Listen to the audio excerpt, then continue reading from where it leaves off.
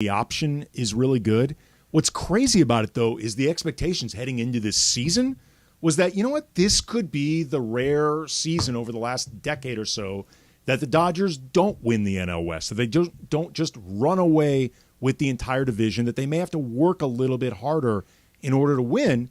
They have been, I think, working really hard to be a sum that's greater than their parts, but the way they've managed to control this division anyway, it explains why Dave Roberts recently referred to this team as his favorite since he's been with the Dodgers. I can see why he would have an affection for this team because they're overachieving, or at least theoretically overachieving. Yeah, as good as the Dodgers have been lately, I still think the Braves are the team to beat in the NL. You know what's crazy? I was looking up. They're like every day I look up and Matt Olson has 2 more home runs. Okay, it's funny you mentioned that. I was talking with Tyler before the show. You know, the Dodgers 12-1. They've been rolling in August. If you look at the numbers in the National League, Dodgers are basically second for just about everything. Their numbers are awesome. Atlanta's are still better. They're just better. Atlanta has been crushing right now. Just crushing.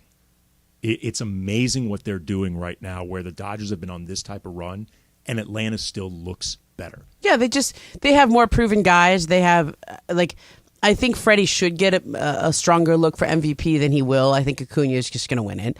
But if you look on their team, I mean, you could make an argument that Acuna is MVP. You could make an argument that Matt Olson should be an MVP candidate, or that Strider should be the Cy Young. I mean, they have the best players and the highest upside of any team that's out there right now, because the Dodgers have had so many injuries and so many guys who've been up and down all year. Now, do you think, though, that when it comes to MVP voting, the Braves have too many guys that could maybe split votes that could lead to either Freeman or I guess maybe Mookie winning MVP, or Freeman is seen as kind of splitting this stuff with Mookie and it leads to one of the Braves winning? I think the Braves guys win it. I think it'll coalesce around Acuna because he's just in every category. It's stolen bases, home runs.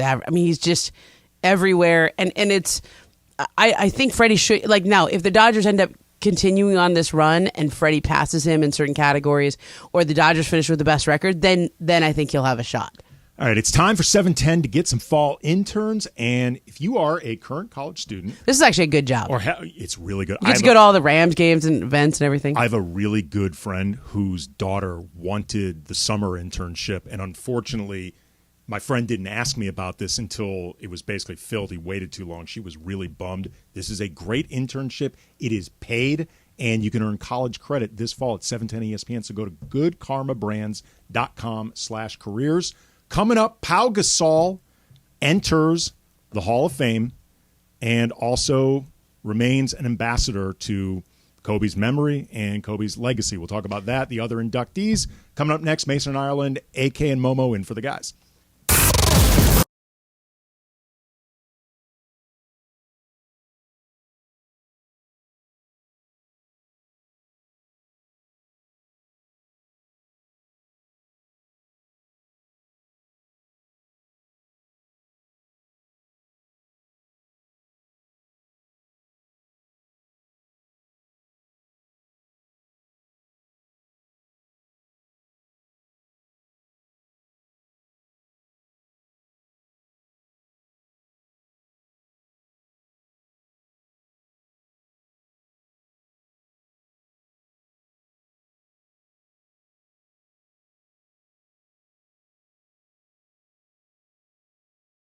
So Al and I are teaming up for your chance to win an entire office full of lunch from Waba Grill. So you're going to want to be listening all day during the 12 o'clock lunch hour for your cue to call to pick up food for the entire office, courtesy of Waba Grill. We got some ribeye, we got some chicken, we got some shrimp. I'm making it sound like I cook them myself. Look at these boom boom tacos. You can visit wabagrill.com. You can order online. Just go on in, get yourself some of these tacos. Visit your local Waba Grill location. Of course, walk right in. Of course, you can order online for delivery or pickup. Waba Grill, right? Eat smart, be healthy. Boom boom, kaboom.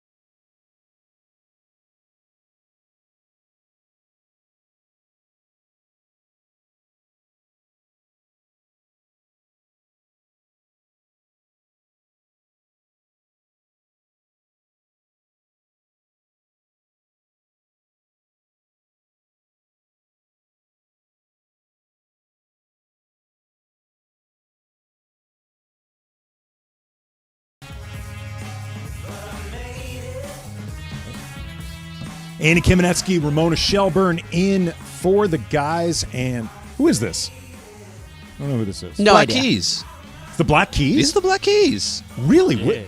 I love In the my Black mind Keys. from their Fever album. Yeah. I like this. Oh, yeah. I like this a lot. Very I like good. The Black Keys a lot. Got to get this album, Andy. Have you heard their? I forgot the. I think it's called Black Rock. It's them working with RZA.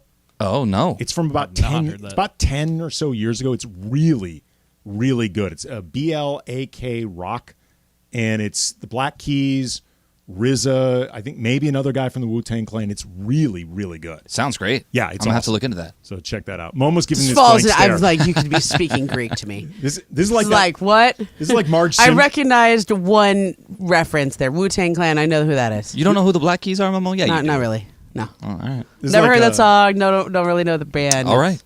It's like You know. Marge Simpson once said, "Music is none of my business." I mean, it is, but it's just y'all are not in my genre. I have many genres. I have many genres. But take that cue. This weekend was the Hall of Fame inductions. Hell of a class. Yeah. Went in Tony Parker, Greg Popovich, Dirk Nowitzki, Dwayne Wade, Becky Hammond. I'm sure I'm forgetting a lot of people. Pau Gasol. Well, I was about to get to Pau Gasol. You could see, spoke for about 20 minutes, really emotional for Pau as he went through the laundry list of thank yous, as you would expect from Pau Gasol, because he's always been among the more gracious people I've ever been around. He even thanked the Milwaukee Bucks. He was like barely there, barely played, injured the whole time. But obviously everybody expected, and he did, speak about his time with the Lakers, and in particular his time with Kobe Bryant. 2008, Chris Wallace calls me to his office and gives me the news that I was traded to the Los Angeles Lakers.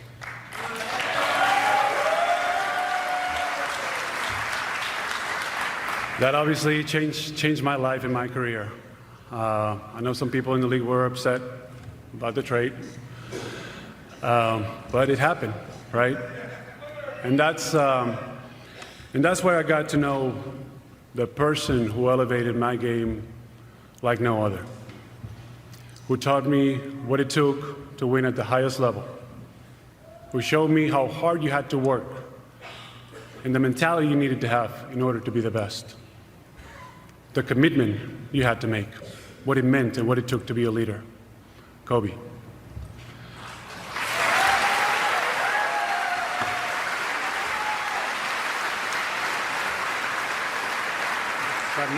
That night I joined the team in DC, and I got to the hotel after midnight. He was texting me saying, "Hey, I want to come by your room, and I want to welcome you. I want to say hello. I want to welcome you to the team." I said, "You know what? I mean, it's going to be late. It's going to be like past 1 a.m. You sure you don't want to wait for tomorrow?" He said, No, it's not going to be too late. I'm coming over." I said, "Oh, okay, sounds good." The team had a game next day at noon, so all right. So he just wanted to make sure that right away, firsthand, I got the message. I said, "Welcome to the team. I'm happy you're here. Now let's go win a championship together." So I said, "All right, I'm in, man. I'm in. Have a good night." That was it. That was it. That was it. No crap. Straight to the chase. I wouldn't be here without you, brother. I wish more than anything that you and Gigi were here today with us. I miss you and love you. It's really interesting to me, and I think it's really touching, emotional, Momo, how Pau has really, I think, taken it upon himself, not like as a burden, but something he really wants to do, to like be this steward for Kobe's legacy and like be the guy that is the continual reminder of what Kobe brought to this franchise, to this city, and his willingness in a lot of ways, I think, is really striking to do this at times where it could take away from his own shine, like where it could be very reasonably his own moment that could reasonably be about his own accomplishments, his own standalone accomplishments. But I think he sees both a responsibility and an honor to make sure that people still, not that they were ever going to forget Kobe, but that he remains as top of mind and present as he could possibly be right now. And I think it's really. I mean, really this awesome. is literally his moment to go into the Hall of Fame. Yeah. Like, this is his moment. He said the same thing or something similar when he had his jersey retired this year, and it was, I always think I always appreciate Powell because he was such a gentleman, and he was such a gentleman to all of us. He was so classy and professional and all that. But I also I think there is a part of me that wonders, like, when is he gonna, is there gonna be a point where he like actually stands in the spotlight himself? I'm sure he I have seen him do it when he was in Spain and he retired. He gave a big press conference and it was the adoring Spanish media. Like he's probably the second most famous athlete in Spain. At the time it was Nadal. Probably now it's Alcaraz, right? The tennis players, right? And but Pau is like, he is a giant superstar in Spain. And he is treated and covered a little bit differently there. I think that moment in the Hall of Fame, there was a couple people who were like that. Pop was the same way. He had to go last because he's always said, I don't want to go into the Hall of Fame until all my players who got me there are. I thought the funniest moment of the Hall of Fame weekend was when Pop gave this whole long speech and he was thanking everyone. And your Hall of Fame speech is usually like, you literally go through your journey when you first started playing, your high school coach, your college coach, everybody who taught you the game, everyone who's helped you along the way. And Pop goes, the first part of the story is going to take forever. I got to say thank yous to everyone. He gave a thank you to to the trainer, to the PR guy for the Spurs for a long time, Tom James. So I was like, that's a good shout out right there. And then he Real goes to ones this. know. I know who Tom James is. Yeah, and he goes. And then he gets to the end, and he's gonna give it. He gets okay, and then the second part. This part's gonna be really, really short. And he goes, "Duh," and he looks at his four players, and everybody kind of thought he was done because he goes over and shakes David Robinson's hand, and Tim Duncan, and Tony Parker, and Monty Ginobili, because those are his four Hall of Famers that are sitting next to him. So the Hall of Fame guys start rolling the music, like, "Oh, Pop's done. Okay, cool." And we're all like, "Oh, that was your ending line." It's kind of like the ending line of Barbie. I don't know. Everybody. If you've seen the movie, you know what I'm talking about. I don't want to ruin it for you. People are like super into the ending line or like, I don't know. I really liked it. It's okay. I liked it. I don't know. Well, like for all the hype that I had heard about the last line of the movie, I was like, oh, that was it? Okay, fine. Whatever. We all do that. Not all of I us. get the symbolism. I get don't the all. Symbolism of it, yada, yada. It wasn't as clever as I thought. And so when Pop said that, like they cued him and it was almost like Showtime at the Apollo. Like they got him, it was like, and he goes back to the mic and he goes, "Hey, wait a minute, I'm not done." Like that was he pulled a Cuba Gooding Jr. Yeah, like he was like, "Wait, I'm not done. I got a little more to say here." And then he went on for another like 5 minutes or so. That thing was on late. Like I was watching it in LA, and I'm thinking to myself, this is taking place back in Massachusetts, and it is almost 8 o'clock where I am. So it's like 11 p.m. back in Massachusetts, and like Pop's still not even done. That was pretty. He was going. You know what the thing about Pop though, for like all of his gruff exterior and the back and forth with media that can be shtick, and I think sometimes he lays it on a little too thick, like it's unnecessary. But the thing about him is he's actually really funny. Yeah, he's really He's very, very funny. And the other thing that I think is really, and I think this comes through in his speech, people that know him, and I don't know Pop. I mean, I've had interactions with him, scrums and stuff like that, but I don't know Pop at all.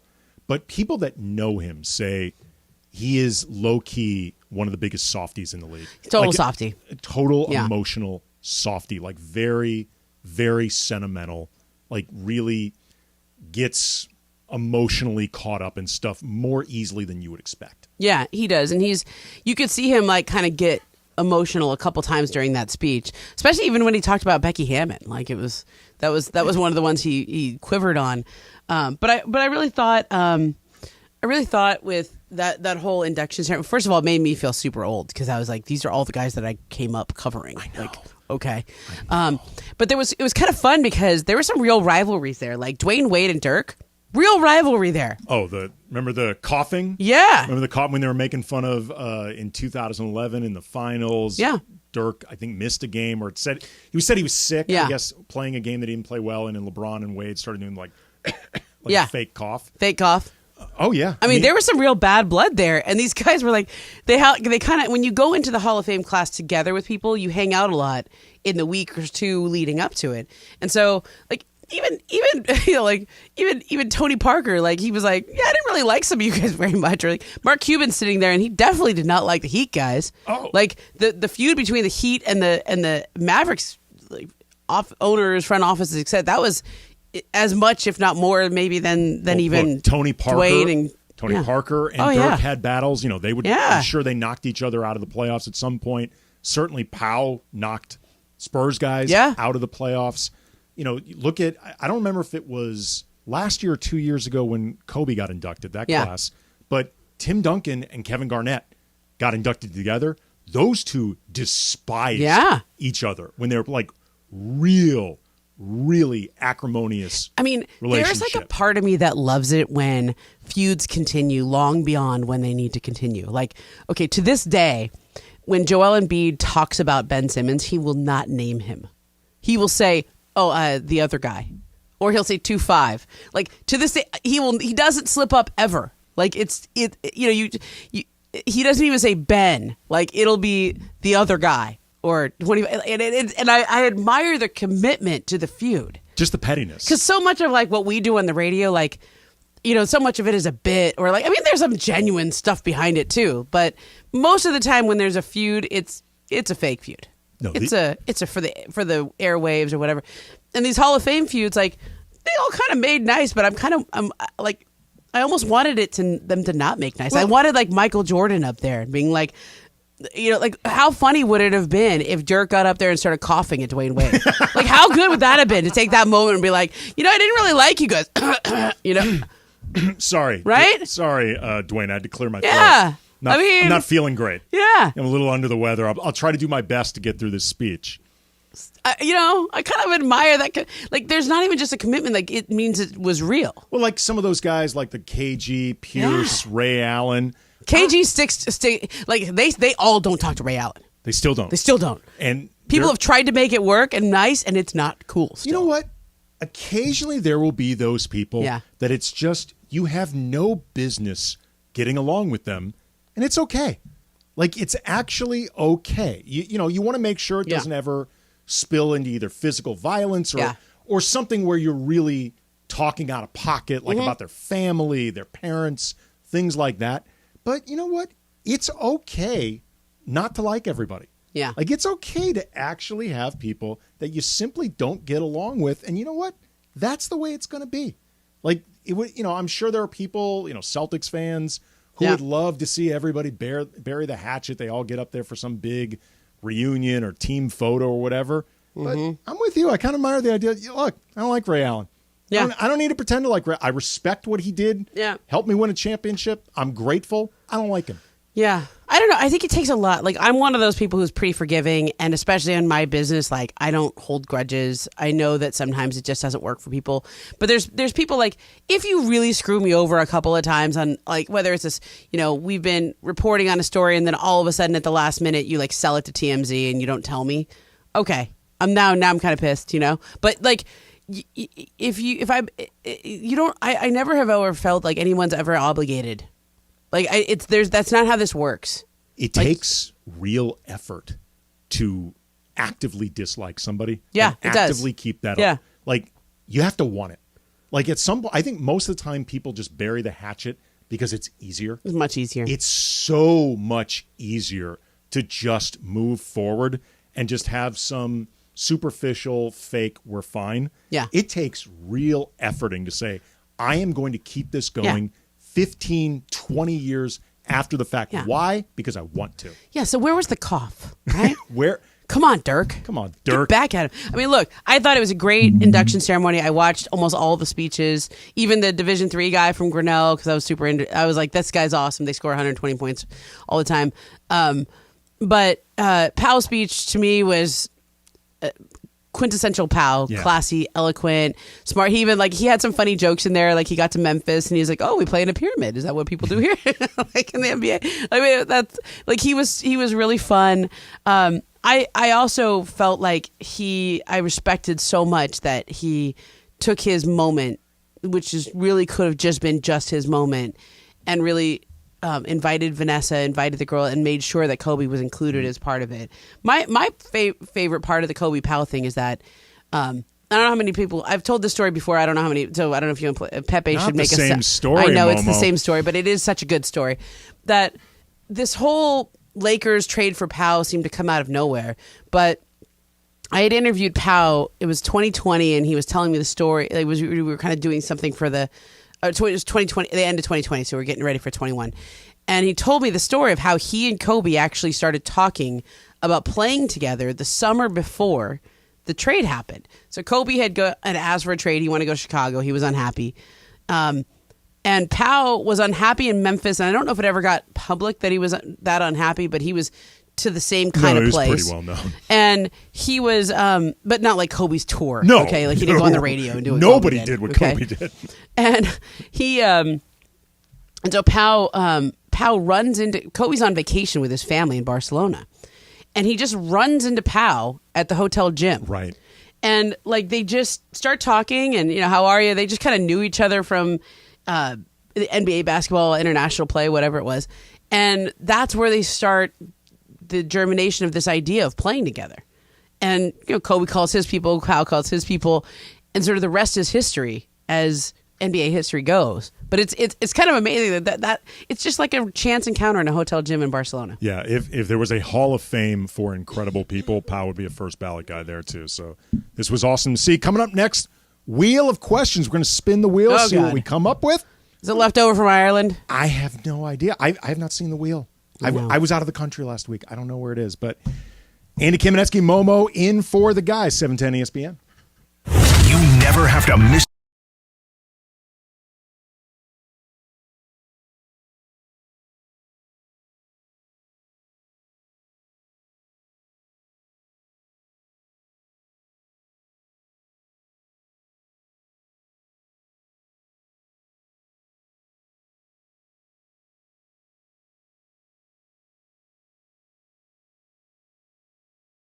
So Al and I are teaming up for your chance to win an entire office full of lunch from Waba Grill. So you're going to want to be listening all day during the 12 o'clock lunch hour for your cue to call to pick up food for the entire office, courtesy of Waba Grill. We got some ribeye, we got some chicken, we got some shrimp. I'm making it sound like I cook them myself. Look at these boom boom tacos. You can visit wabagrill.com. You can order online. Just go on in, get yourself some of these tacos. Visit your local Waba Grill location. Of course, walk right in. Of course, you can order online for delivery or pickup. Waba Grill, right? Eat smart, be healthy. Boom boom, kaboom.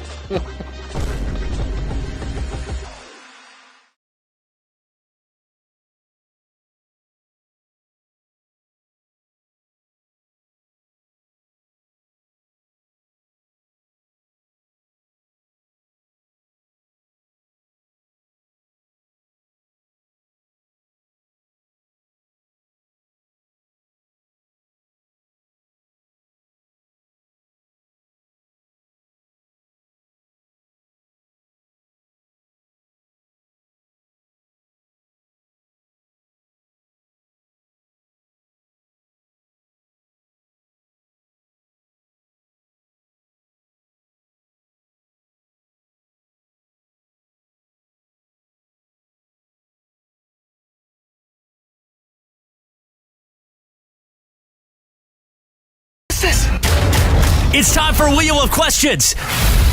Producer Brian Cohen, are you ready with that wheel? Hit it, Jack.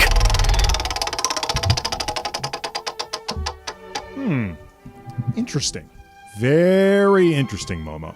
So, saw this piece on CNN.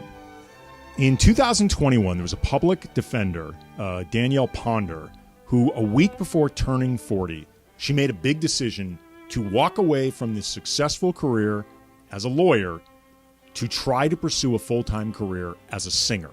This had always been her dream. Public defender, that's like Better Call Saul. I don't think she was making that much, but okay, go ahead. She still may have been successful. You never know what you can turn that into.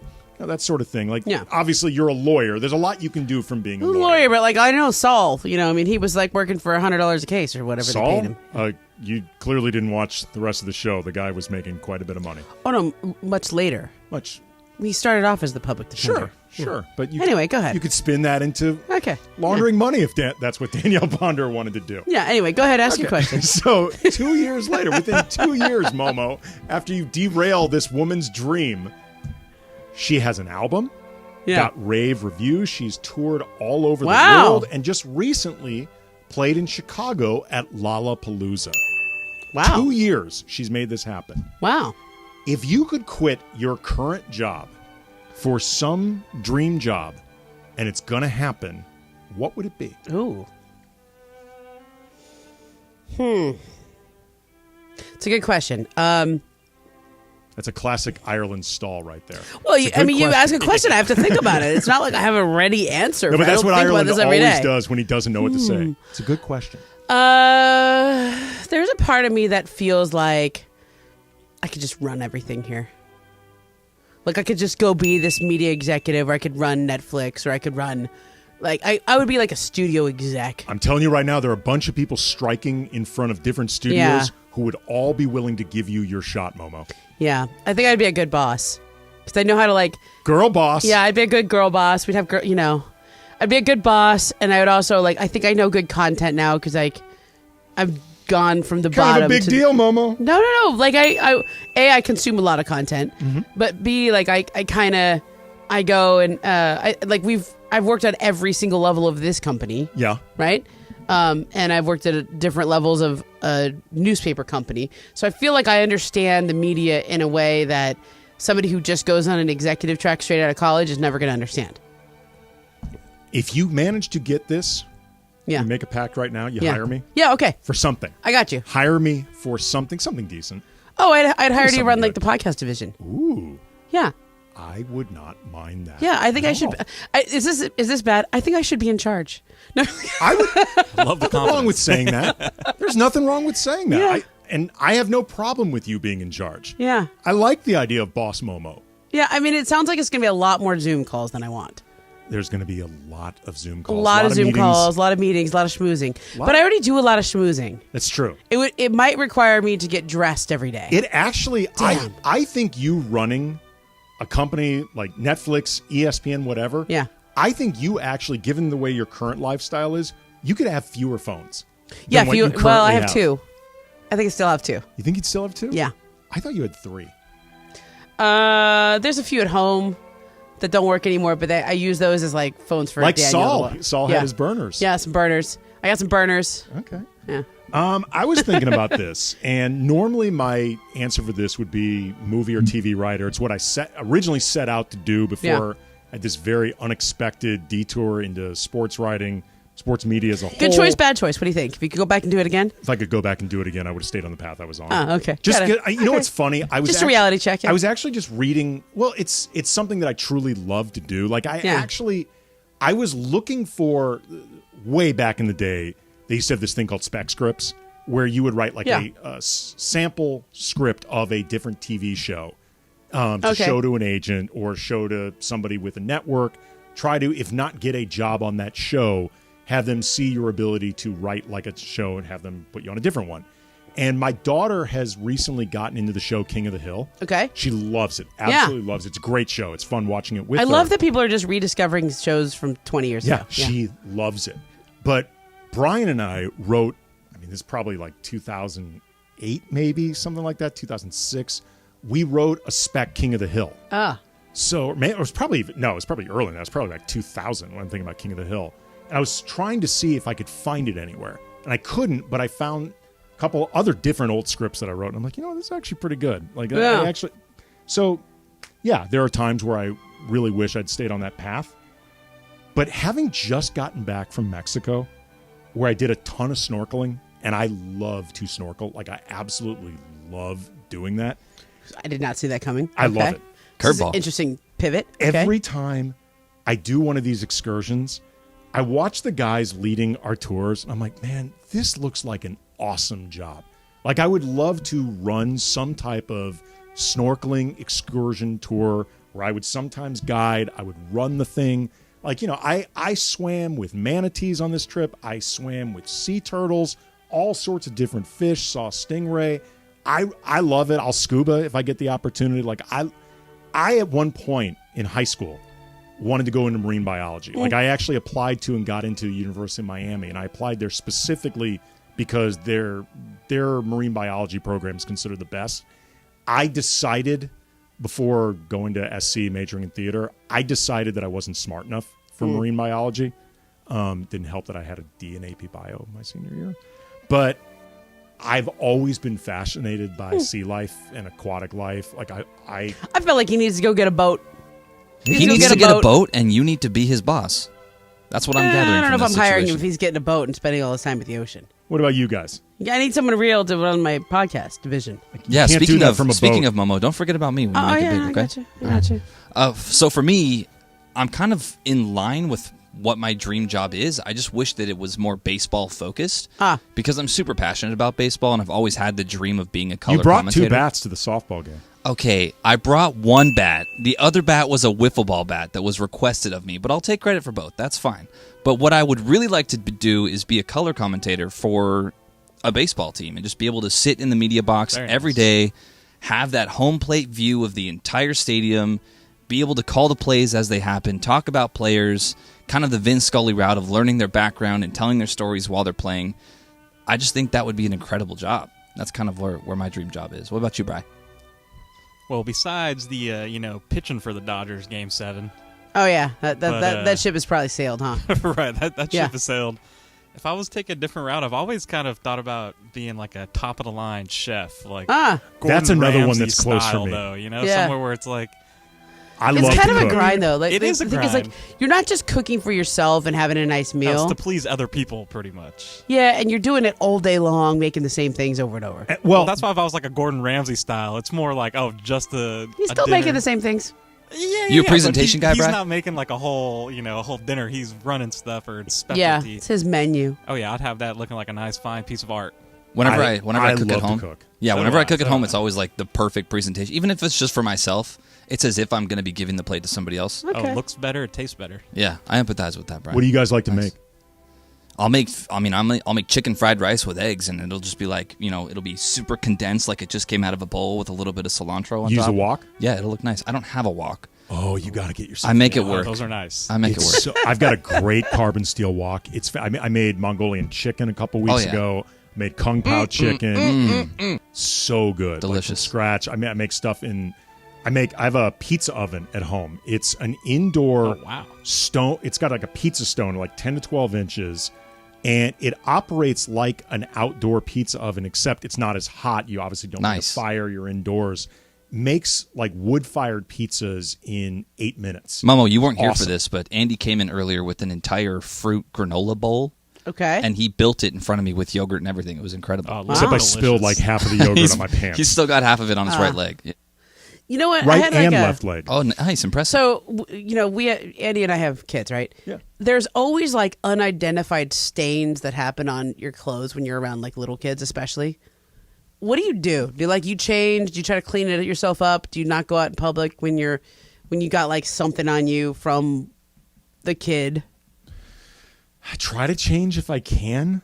Because like if you're going. This has been happening lately. Like Daniel's kind of a boogery kid, and he's always like, "Oh, here, mommy," and then I'm like, "Ugh."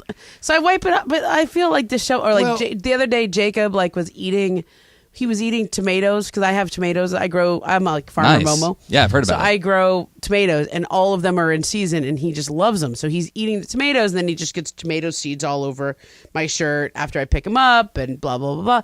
And I'm like going for a walk, and I see the neighbor, and they're like, "Hey, how are you?" And I'm like, "Oh, Well, here's the thing. look very messy now." Here's the thing. Tomato seeds Your all over. kids are still at an age where the problem is them. Like you can easily blame it on them. You don't even have to blame it on them. Everybody assumes it's them. My daughter's 12, so if I look like crap, the problem's me. Like she is too old for me to be blaming all the crap on my shirt and pants on her. Like as Tyler witnessed this morning as he saw me attempt to eat it was fruit impressive. and yogurt. It really was impressive. Yeah, no, Tyler went into parent mode. He's like, "You should sit closer to the table, Andy. Come on, scoot your I heard chair this. in." He did. Handed him a bib, I everything. was looking out for you. I'm trying to look out for you, Andy. Pretty embarrassing. Hey, good question. But the better question is, will we have a good 2:00 call of the day or one that Corporate Greg will be using to kill this segment? Well, I think sometimes for Corporate Greg, there is no difference, even if it's a good call. He wants to kill it. Another question, you want to win a chance to play golf with John Ireland and Corporate Greg? Terranea Resort and ESPN LA are giving away a round of golf at the links at Terranea and lunch with Ireland and Greg. All you have to do is post a video of your golf swing on Instagram or Twitter and tag at ESPN Los Angeles. Mason and Ireland will review the best swings, and you could be playing golf with Ireland and Corporate Greg at the links at Terranea. Coming up, 2 o'clock call a day, 877-710-ESPN. Hit us up with anything, as long as it's interesting. Don't ask how we are. Andy Kamenetsky, Momo, in for the guys, 710 ESPN. The most. So Al and I are teaming up for your chance to win an entire office full of lunch from Waba Grill. So you're going to want to be listening all day during the 12 o'clock lunch hour for your cue to call to pick up food for the entire office, courtesy of Waba Grill. We got some ribeye, we got some chicken, we got some shrimp. I'm making it sound like I cooked them myself. Look at these boom boom tacos. You can visit wabagrill.com. You can order online. Just go on in, get yourself some of these tacos. Visit your local Waba Grill location. Of course, walk right in. Of course, you can order online for delivery or pickup. Waba Grill, right? Eat smart, be healthy. Boom, boom, kaboom.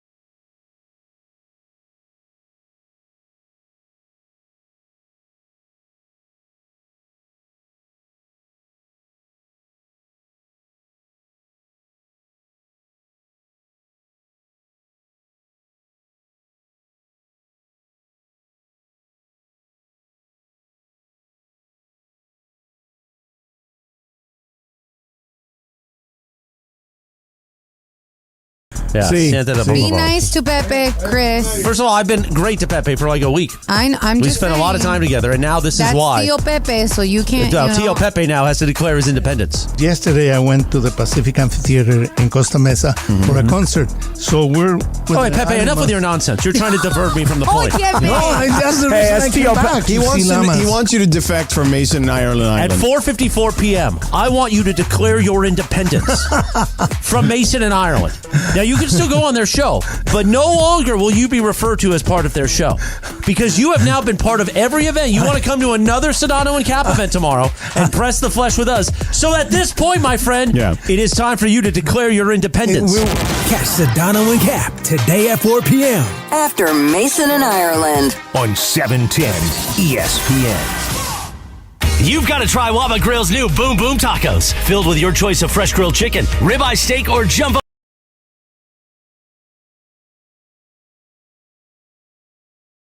Grill today or order Boom Boom Tacos online now at wabagrill.com. KSPN AM 710 Los Angeles. KRDC AM 1110 Pasadena, Los Angeles. 710 ESPN. A Good Karma Brands radio station. And it is Mason and Ireland on 710 ESPN, the OGs of LA Sports Radio. We're here each weekday, 1 to 4 p.m. for your afternoon. Sandwiched between Travis and Sliwa and Sedano and Cap. Mason and Ireland continues now.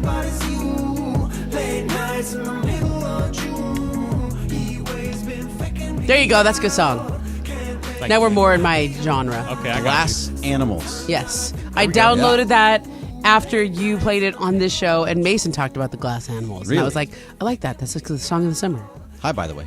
Hey, Greg. What's going Corporate on? Greg joining us. And you know why? Why? Because it's called a daytime. Oh, yeah. You can't miss this. No, this is my favorite part of the show. It was your idea to implement this, Yes, correct? Like yeah. Mason Ireland totally against calls, Andy Kamenetsky and Momo in for the guys, and Greg was like, no, we got to have them. They're an essential part of great sports radio. When I talk about radio shows, the callers are my favorite part of all of them. I think we should have more, as many as possible. You consider every it more segment important than the hosts. Yes. The calls. I was kind of wondering, like, when corporate Greg shows up now, I kind of wonder, like, are we bombing here? We thought like, we are were we in not? trouble. Are we in trouble? Have we been? I mean, Yes. like, I don't know if we started off strong because Andy just got back from vacation and I was like tired because I went on a big long hike over the weekend and then I did my workout this morning, so I'm a little drained. And we've been like solo parenting after the whole back in 2020 mischievous. I know you are a mess. Ugh, I'm so mess. sorry. So we didn't start like Chris came in here like, hey guys, I'm so excited to see you. We're like, hey, what's up, Chris? How you doing? We got a case of the Mondays. The one thing I've learned about Morales is you have to match the energy. I couldn't match his energy. Constantly match the energy. No, we for that 2 minutes, Momo and I flat out failed. Yeah, we did. Absolutely failed. Like Chris was up How are here you- and we how were are you down feeling here. about it now? Let's kind of just like have a moment of therapy. Like, Yeah. how are you feeling about it now after having a bad moment with him at the beginning? I don't even know if it was Feel bad. better? It was just more like I felt bad that I couldn't match his energy. Oh, I think it was terrible. I just don't feel bad about it. Oh, okay. I've moved Well, on. as you shouldn't. You know why? Because you're the funny one. Yeah, Oh, that's right. He is the funny one. I don't care. Like, I honestly don't care. I think, first of all, I think the show, since Morales' exit, has recovered. Not because Chris did anything wrong. We did things wrong. Yeah, it was our fault. But I Chris think came in you've corrected like Chris. yourself. Yes. Chris was Okay. like, "Let's go! I'm so excited you're here." And we're like, "Yeah, what's up?" Hey. I think we How you also, doing? Chris was so big, I think both of us were expecting him to keep going. Yeah, and then he was like, "All right, your turn." Yeah, I was like, well, wait, what was that? You guys are the hosts, Right, exactly. He's introducing you guys, But so you need to be matching him. And then be there like, was hey, like I'm the ready to go." roar, and then we were like, "Ah." But since then, I think it's been great. Was it a bad growl? Did you It was a have good bad growl, but it was like I think we were both feeling a little guilty that we were not matching the Morales. We did. Well, we felt bad too, Chris. Like, Chris Yeah. came in here, tried to get us off to this incredible start. Yeah. Energetic. Momo and I completely failed in that moment. Brian, we were just at a different vibe. Brian, how Yep. was it? Was it really as bad as they're saying, or was it they kind of? It was okay. Yeah, I think they're like downplaying themselves a little bit. You know what it's like? It's like when somebody don't says, know. "Hey, why don't you dive into the pool?" and then you accidentally like just step and fall. You like that. You like pencil dive? Not even a faceplant. There wasn't even a splash. It was No. just like, No. It was it a belly flop or was it a pencil dive? It was more like Momo and I, our reaction was, there's a pool here? yeah. What's up? It was a kiddie pool and you just kind of stepped when over did they it. put a pool here? All right, Greg. Hey, we got any Oh, calls? yeah, I was Let's gonna get say, the call. It's time Come for on, your Tyler. on, This this is my is favorite this part. is your There's this a is your call. show here. There's a call. There's Oh, boy. one Mike. call. You screen them, There and is- this is the best There one. is one. We have one caller, Guys. for the 2:00 call It's supposed today. to be an illusion of more a lot are of welcome. calls. No, yeah, we want No, all no, the he calls. screened all them. the calls. He has screened them, Oh, and this I is the picked best the cream one. of the crop. That's right. Mike in That's Manhattan Tyler. Beach. I Yeah. hope you Wait, feel got really you. I see special. it. You're on with us. What's up? Don't ask how we're doing. Guys, I wanted to just talk about the greatness of Paul Gasol. Probably the greatest midseason trade and acquisition in history. Because remember, the Lakers were at their low point. That was when Kobe in the offseason previously demanded to be traded. And remember, that trade didn't almost happen because Phil Jackson, even though he fit the triangle perfectly, didn't think that Paul Gasol would be quite the defensive fit, even though they had Bynum. And so remember, the trade didn't almost happen, but luckily Kupchak went over Phil Jackson and ended up making the move. And just Paul Gasol, just incredible. What a gentleman. Loved his speech on Saturday night and the way he's just seamlessly transitioned to the uncle role with Kobe gone now, just taking a place in Vanessa Bryant and their children's lives. Just incredible. One of the most beloved Lakers. And I just love everything about him. Just incredible. Every time I interacted with him, one of the most down-to-earth, humble guys. Incredible Laker. Even when he left, it was kind of bummed. But he's still around. And I just love that every time he's back when they went to the Jersey retirement a couple of months in March, just the place was electric. So I just love everything about that. Incredible. And remember, if they don't acquire Paul Gasol, the Lakers probably don't win those 2 titles. And I just think they just become a good regular season team. And I just think that really transitioned and elevated Kobe's game once they brought him in. Just a perfect player and guy, and loved him finally getting to the Hall of Fame on Saturday. Well-deserved him. So I just want to tip my cap to Paul Gasol. Look at that. Look at that. That's a good call. That was a good 2 o'clock call. That was probably the best 2 o'clock call Mason Ireland has ever had. I loved that call. That was a good one. See? He had something to say. There was a lot to talk about. He had a lot of good points about Powell, a lot of good points how it added to Kobe. That was a good call. Yeah. You didn't like it, Momo? I mean, it's good.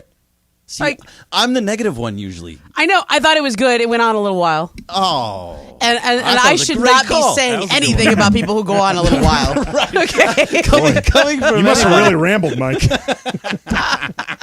I was like, that's true, yeah. Tyler, was that a good call or a bad call? I love that call. Was it too long? It was a great call. Brian, was that too long? Go for a little edit. No. I'll edit. Look at that, Momo. He had a lot of good things to Well, say. Momo was just talking about how she would run an entire media outlet, so she's thinking about editing.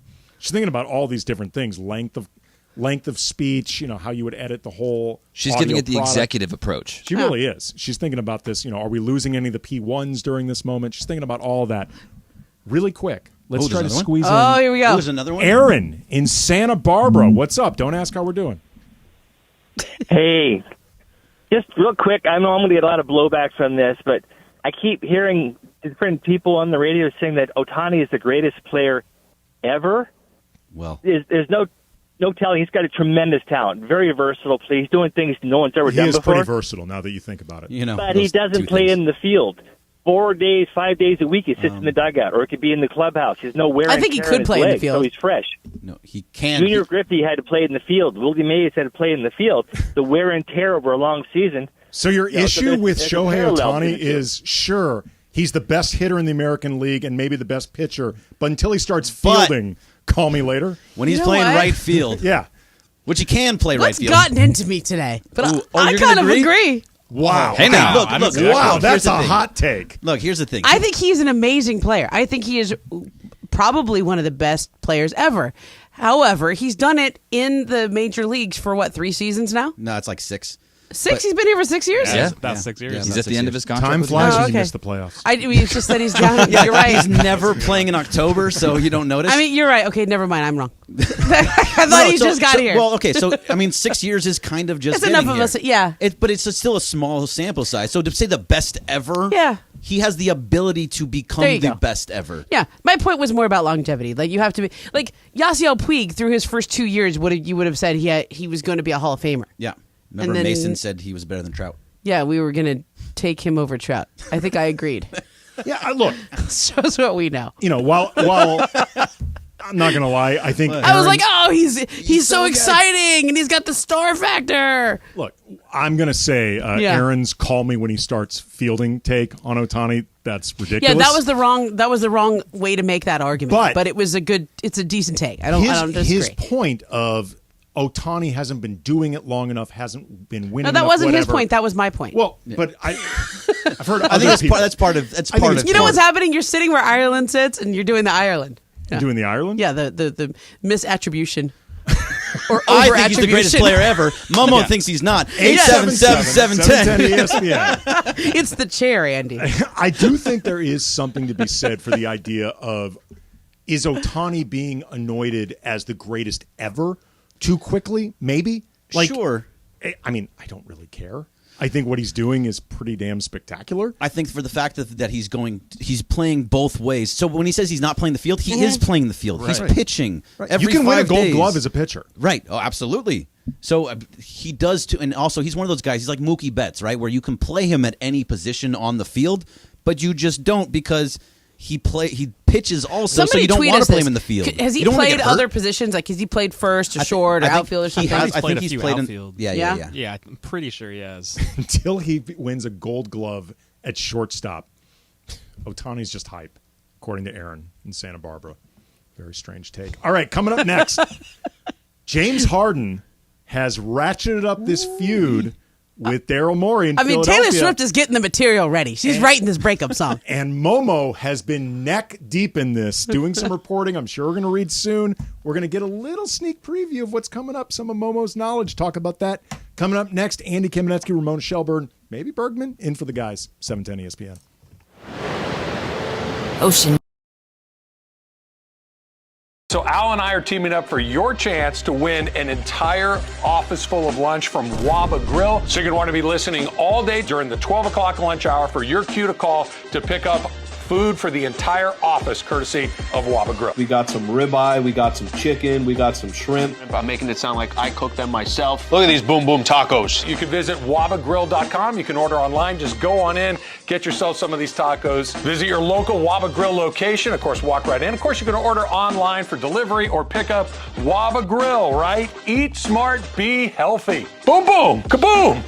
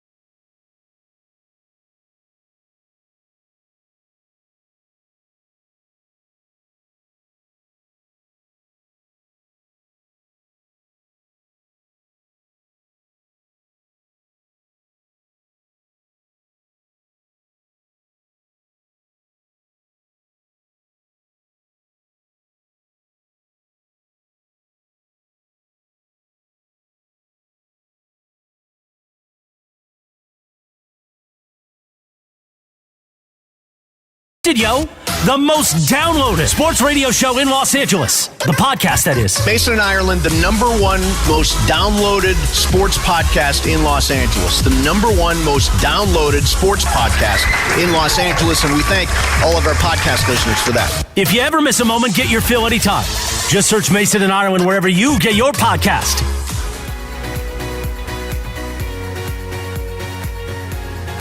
Andy Kamenetsky, Ramona Shelburne, Greg Bergman, Corporate Greg, in for the guys. Oh, boy.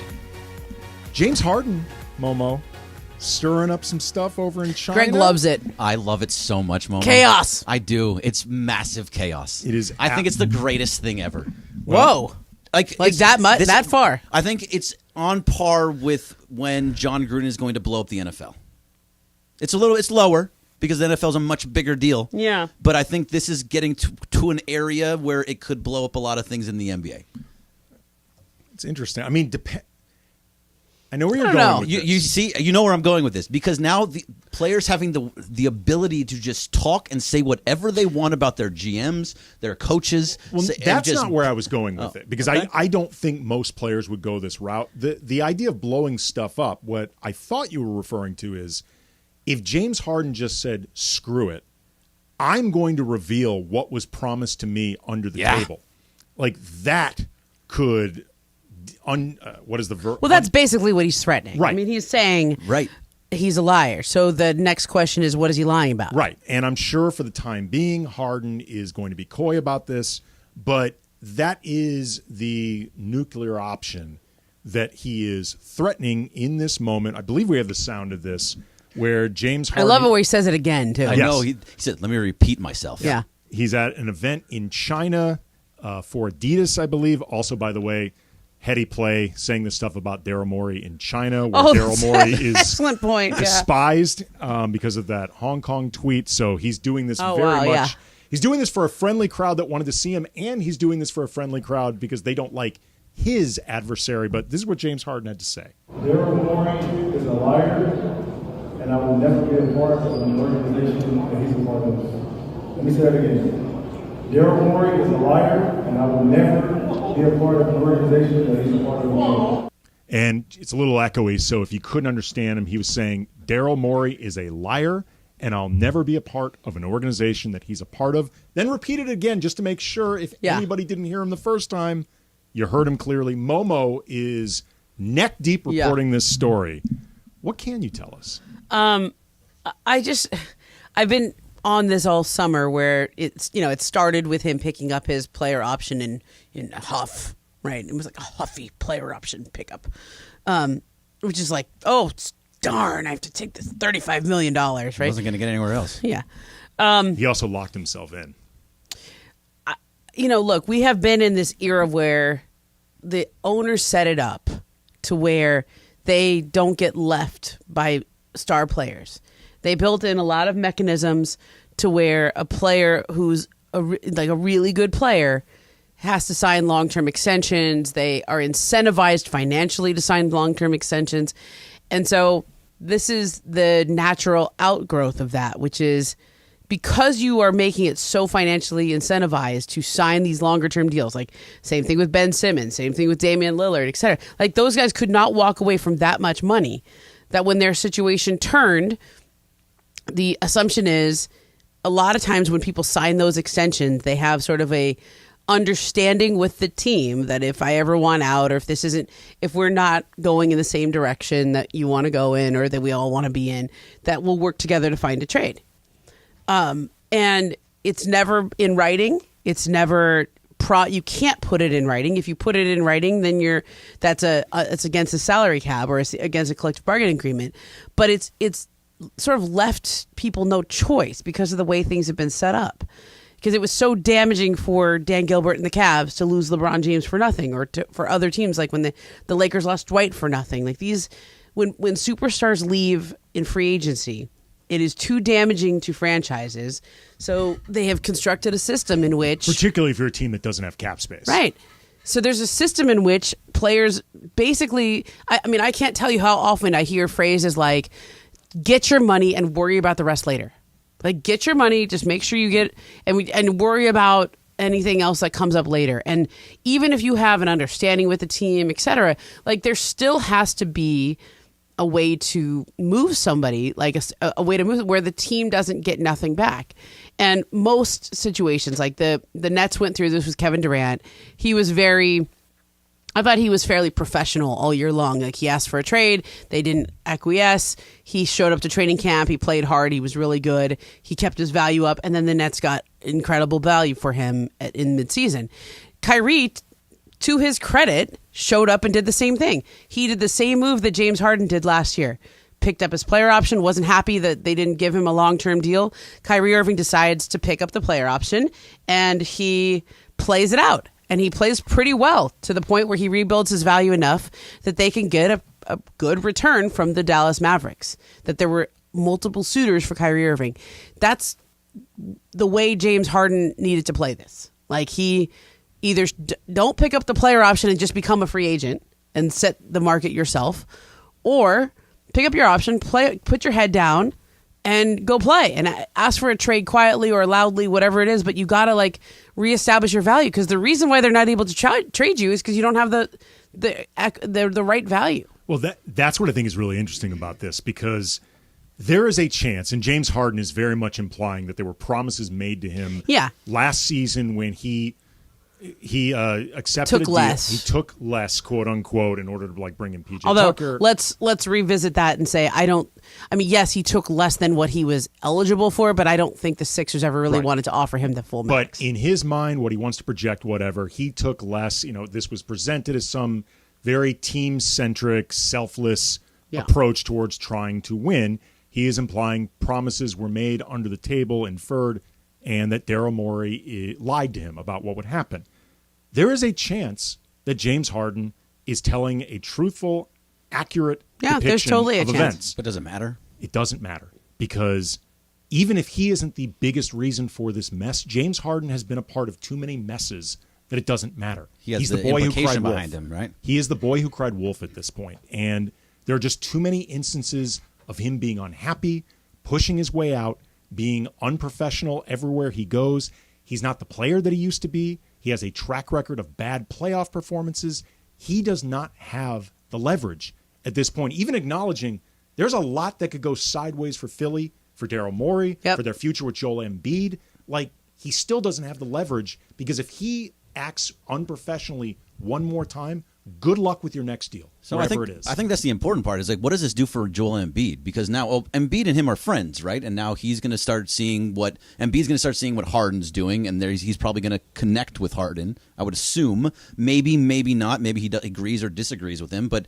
If he's unhappy with Morey and then Embiid is unhappy with Morey, isn't there a split happening there too at some point? No, I think they're not connected. I think they're connected in that the Sixers are not as good without James Harden, and so Joel Embiid, who's 29, just won an MVP.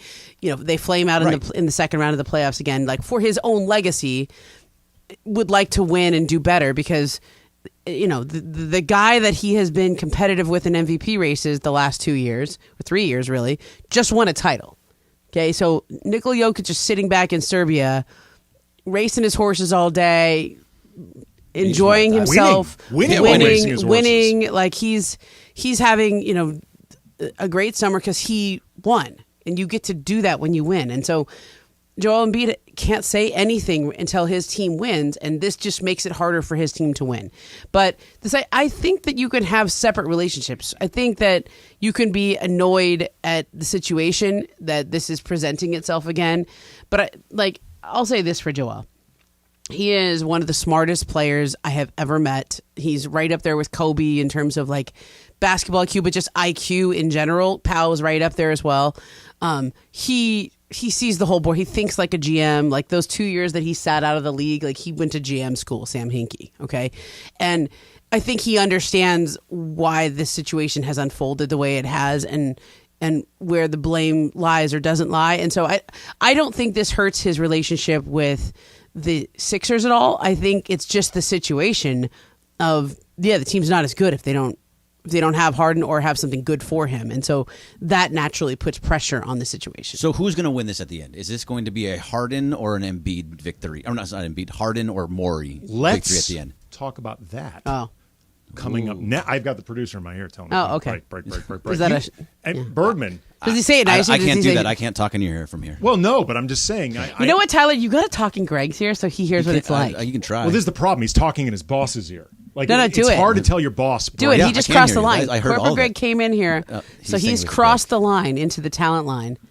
But how do you handle that though? If you're Tyler, see how you like it when who's fairly hey, new, we got to break. way. We got to break. Well, look, we're out of time. We probably could have gone a little bit longer, Tyler. You could have not gone. Oh, look at that! He's talking back. Truth be told, I wasn't rushing him to break. All I said was we got a liner at the end, and then he kind of ran with that. No, so this was you going overboard. Don't throw Tyler under the bus. At the end implies we are getting near. We're coming up to the break, so just keep in mind there's a liner before we bail. I love, by the way, Morales is just staring at this chaos, and he loves it. I don't know if he likes it or if he thinks it's just madness. It could be one of both. Morales loves madness. I think we've seen that by now. All right, read your liner. He said we need to go to break. To this precious liner. You never have to miss a moment of 710 ESPN. I didn't say that at all. I said we need more Greg. That's what I said. Yeah. See? I don't know. Tyler's got a hearing thing, but we need more Greg. He's my number one fan. He is your number one fan. You never have to miss a moment of 710 ESPN. Have you downloaded the new ESPN LA app? Just search ESPN LA in your App Store, Google Play, download, tap, and bam! You've got 710 in the palm of your hand. One click to listen live, all of our podcasts in one place and more. The all-new ESPN LA app. Get it today. Coming up more. James Harden talk. Where does this go? Andy Kamenetsky, Ramona Shelberg, Greg Bergman in for the guys. 710 ESPN.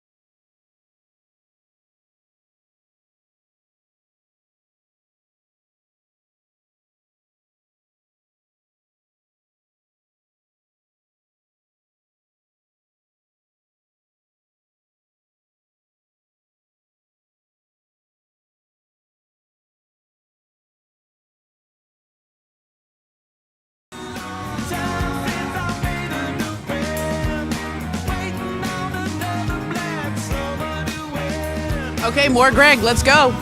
I just like hanging out with you guys.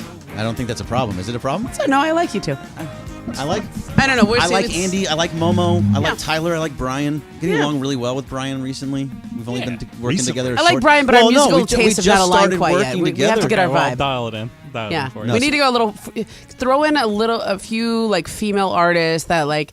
Momo likes the diva. Did I just refer to myself? You did. That just Whoa! happened. Wow. Was that a Ricky Henderson moment? I caught it right away though. I caught it right away. Half an hour ago, you were talking about being a Running boss lady. things. Do we have the drop of "I'm kind of a big deal"? I just referred to myself in the third person. Make like sure not you as a have joke. that drop. Of I'm Momo. really impressive. Yeah, that one.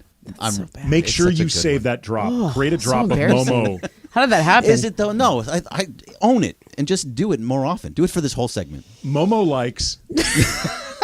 Momo thinks that Daryl Morey. No, Momo likes divas. I love. You went third person. I did it, and I usually when I do it, it's on purpose to make fun of myself. But that was like an actual third person real thing that I just did. Okay, now like that it was natural. Now that you is that is because I said I wanted to be in charge. Now that you've processed it, does it feel good? Do you like it? A little bit.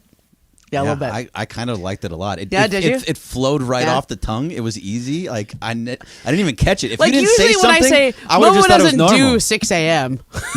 That's usually like this the way It's a I would jokey do the way, yeah. but this one was kind of like this is what Momo likes. No, Momo likes Brian, a little diva. Get some divas. Yeah, Get some Stevie divas. Nicks, The rest of the way is I diva. got you. Yeah. Although, Lucinda what's up, Williams, Fool's something like What about that. Queen? You like Queen? Queen, yeah, but that's also not Heart. a I meant Heart, not Queen. heart. Yeah. Yeah. Okay. Cool. Oh yeah, yeah. That's good. Yeah. How do I get? You? Okay. Oh Sorry. no, keep going. No, Yeah. that's okay. No, Sorry. stop. All right, Do you have the song? Let it put a background track for No, it. it's all right. I know all the words. I'm Anyway. all for it. More singing, the better. You know what happened? I say. You just got me fired up because we Good. were talking about the breakup, the NBA break, and this is normally August in the NBA is like everyone is overseas. Do not call people. Like I can't tell you in the last week how many people I've called to where the phone has the overseas ring, or you get the worst version of that, which is, oh, I'm in Hawaii right now. And I don't mean that in terms of the Maui thing. It was before this. But like, oh, I'm calling you and it's 8 here and it's 5 where you are. Sorry. Well, Like, James turn your Harden- phone off. James Harden is Sorry. overseas where Yeah. he did this. Yeah. He is in China where he blew That was, up. yeah, Daryl very good Morey. point that doing it in China is that is absolutely doing extra. it for a friendly crowd. I love when athletes or coaches speak out. It makes me so happy. As much as it's not the right thing to do if it's there, I love it. Just like when Sean Payton did it about the former head coach Yeah, of I the know. Broncos. I loved it. Give me more of that Nathaniel stuff. Thank you, Hackett. James. Yeah. Look, I don't think we know James Harden very well. I think he is sort of camouflaged because he has this beard and he doesn't talk. And when he does talk, you can't really hear. I mean, what's the most Mumbles. famous James Harden quote? It's the eye roll with Cassidy. He's very right. aloof. Like it's not even a quote; it's an eye roll. It's an eye roll, and he walks away. Yeah, and he walks away. Which is Also, a great too, gif. His energy's GIF? aloof. GIF? He has Yeah. a really One of them. aloof energy. Yeah. He's not known as a leader. He's not known No. as like a galvanizing force. He's just sort of. He's honestly known more. I would say, if you had to say what is James Harden's personality, people would probably say partier.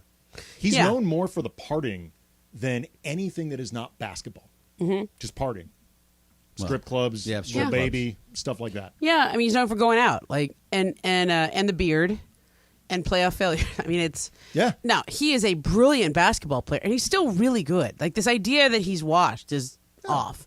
He's still really good. He's just not James Harden MVP. James Harden. He can't get by people as much as he used to. He can still have a 40-point game, but he's stylistically he's got to be probably the third best player on your team now. He doesn't get those calls that he used to get though, where he was like, Yeah. where he's bumping into people and all that, and that kind of takes But away from his game. I think if he's on the Clippers, he's great because they play that style also. Like he would be perfect for them because he is a fantastic point guard. He reads the defense. He'll set everybody up. That's what they've been missing the whole time.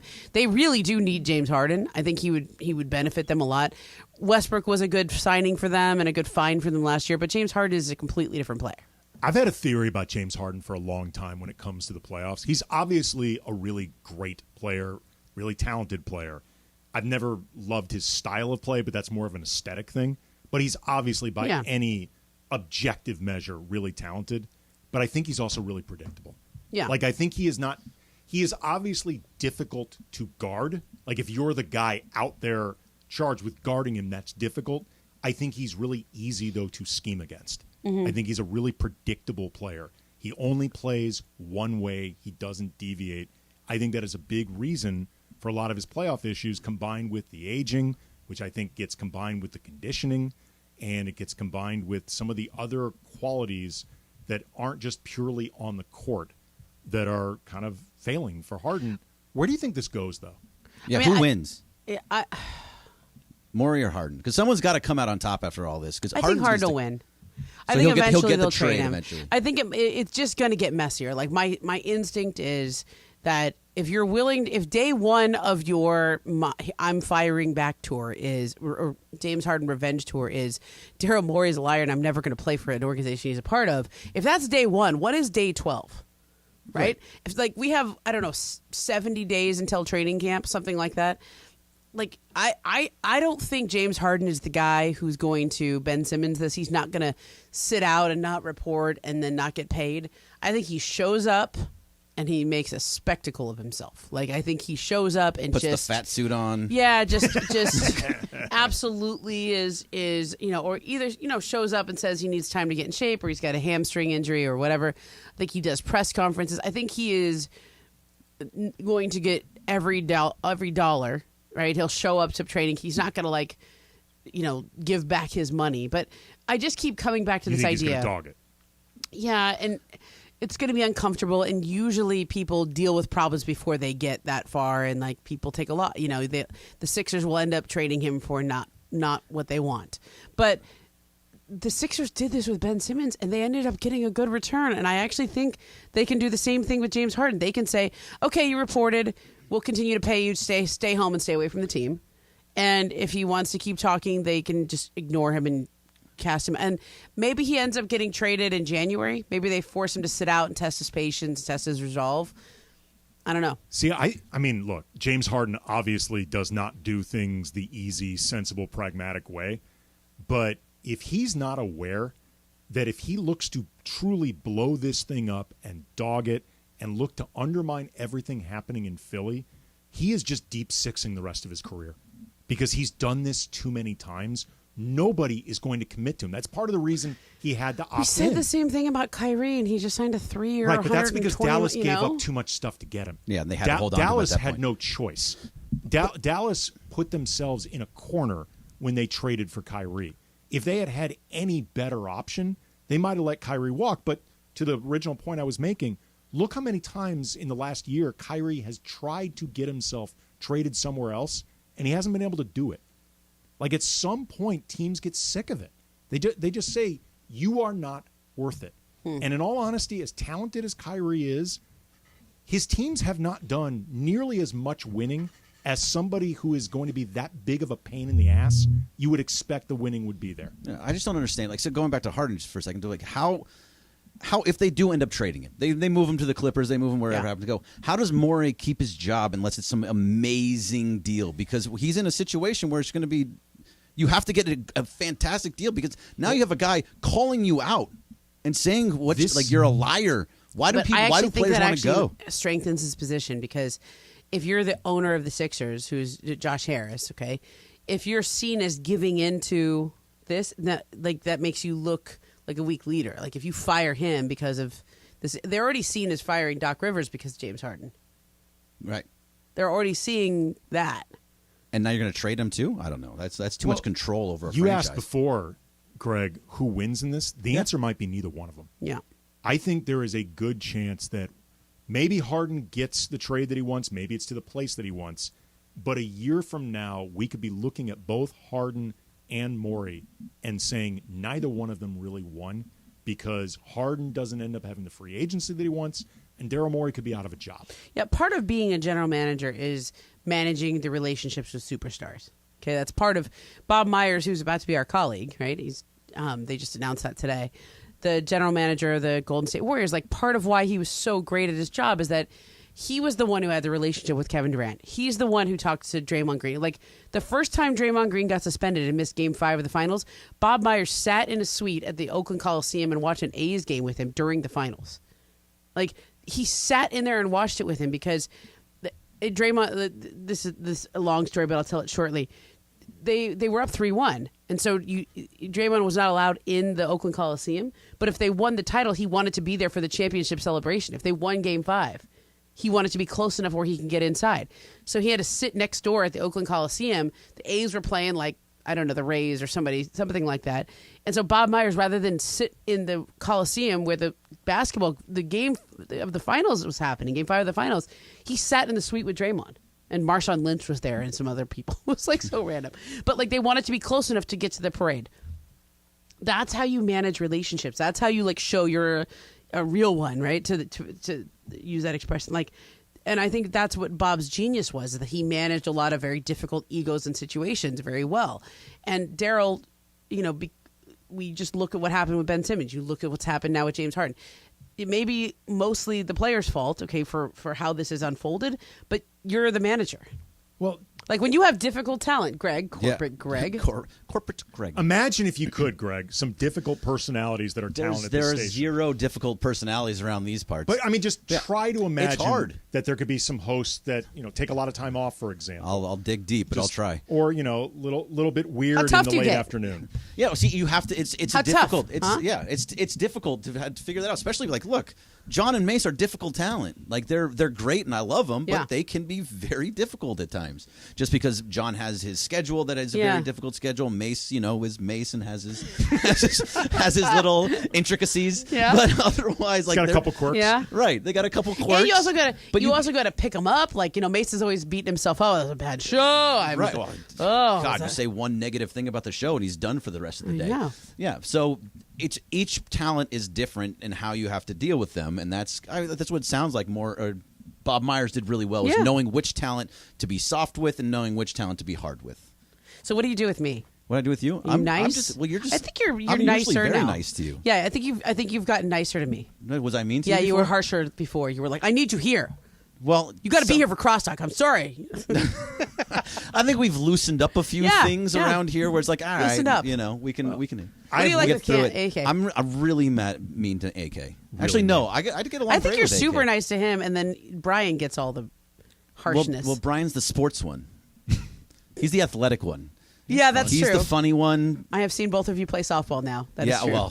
And we can't say athletic when it comes to Andy. It's just not. Okay. What was that, Tyler? That's tough. I'm gonna be honest really quick. First of all, I've seen Greg deal with the interns here. He's always great to them, and that's why it's time to 7:10 to get some fall Transitioning, see that? interns to work with Greg Bergman. I need to get this liner in.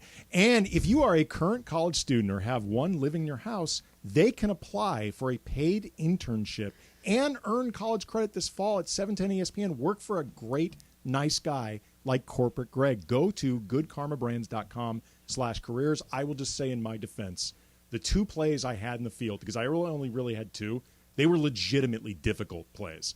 That pop fly I had at second, that was like a major league pop fly. I mean, it kind of went straight in the air. You're fine though. But it was 200 feet in the air. Yeah, no, it was a tough play. But to go back to the never intern, made that play. I would have possibly, but. No, maybe not. I like 50-50. Don't say that. 50-50. I played great defense that game. But either way, going back to the intern thing, this is an incredible opportunity for anybody that is just getting out of college or is in college right now. You get to do so many wonderful things that come around here.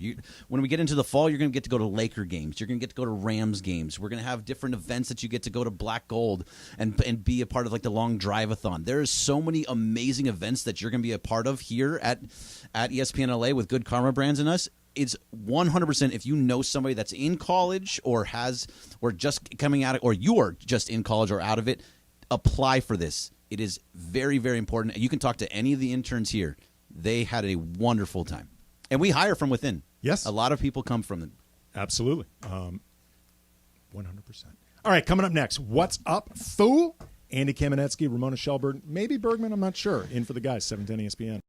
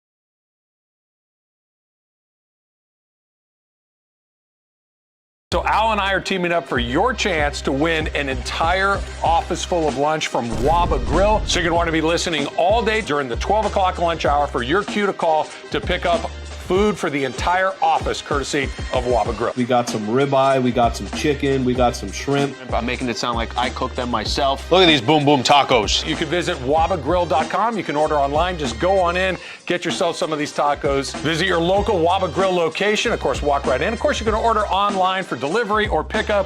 Waba Grill, right? Eat.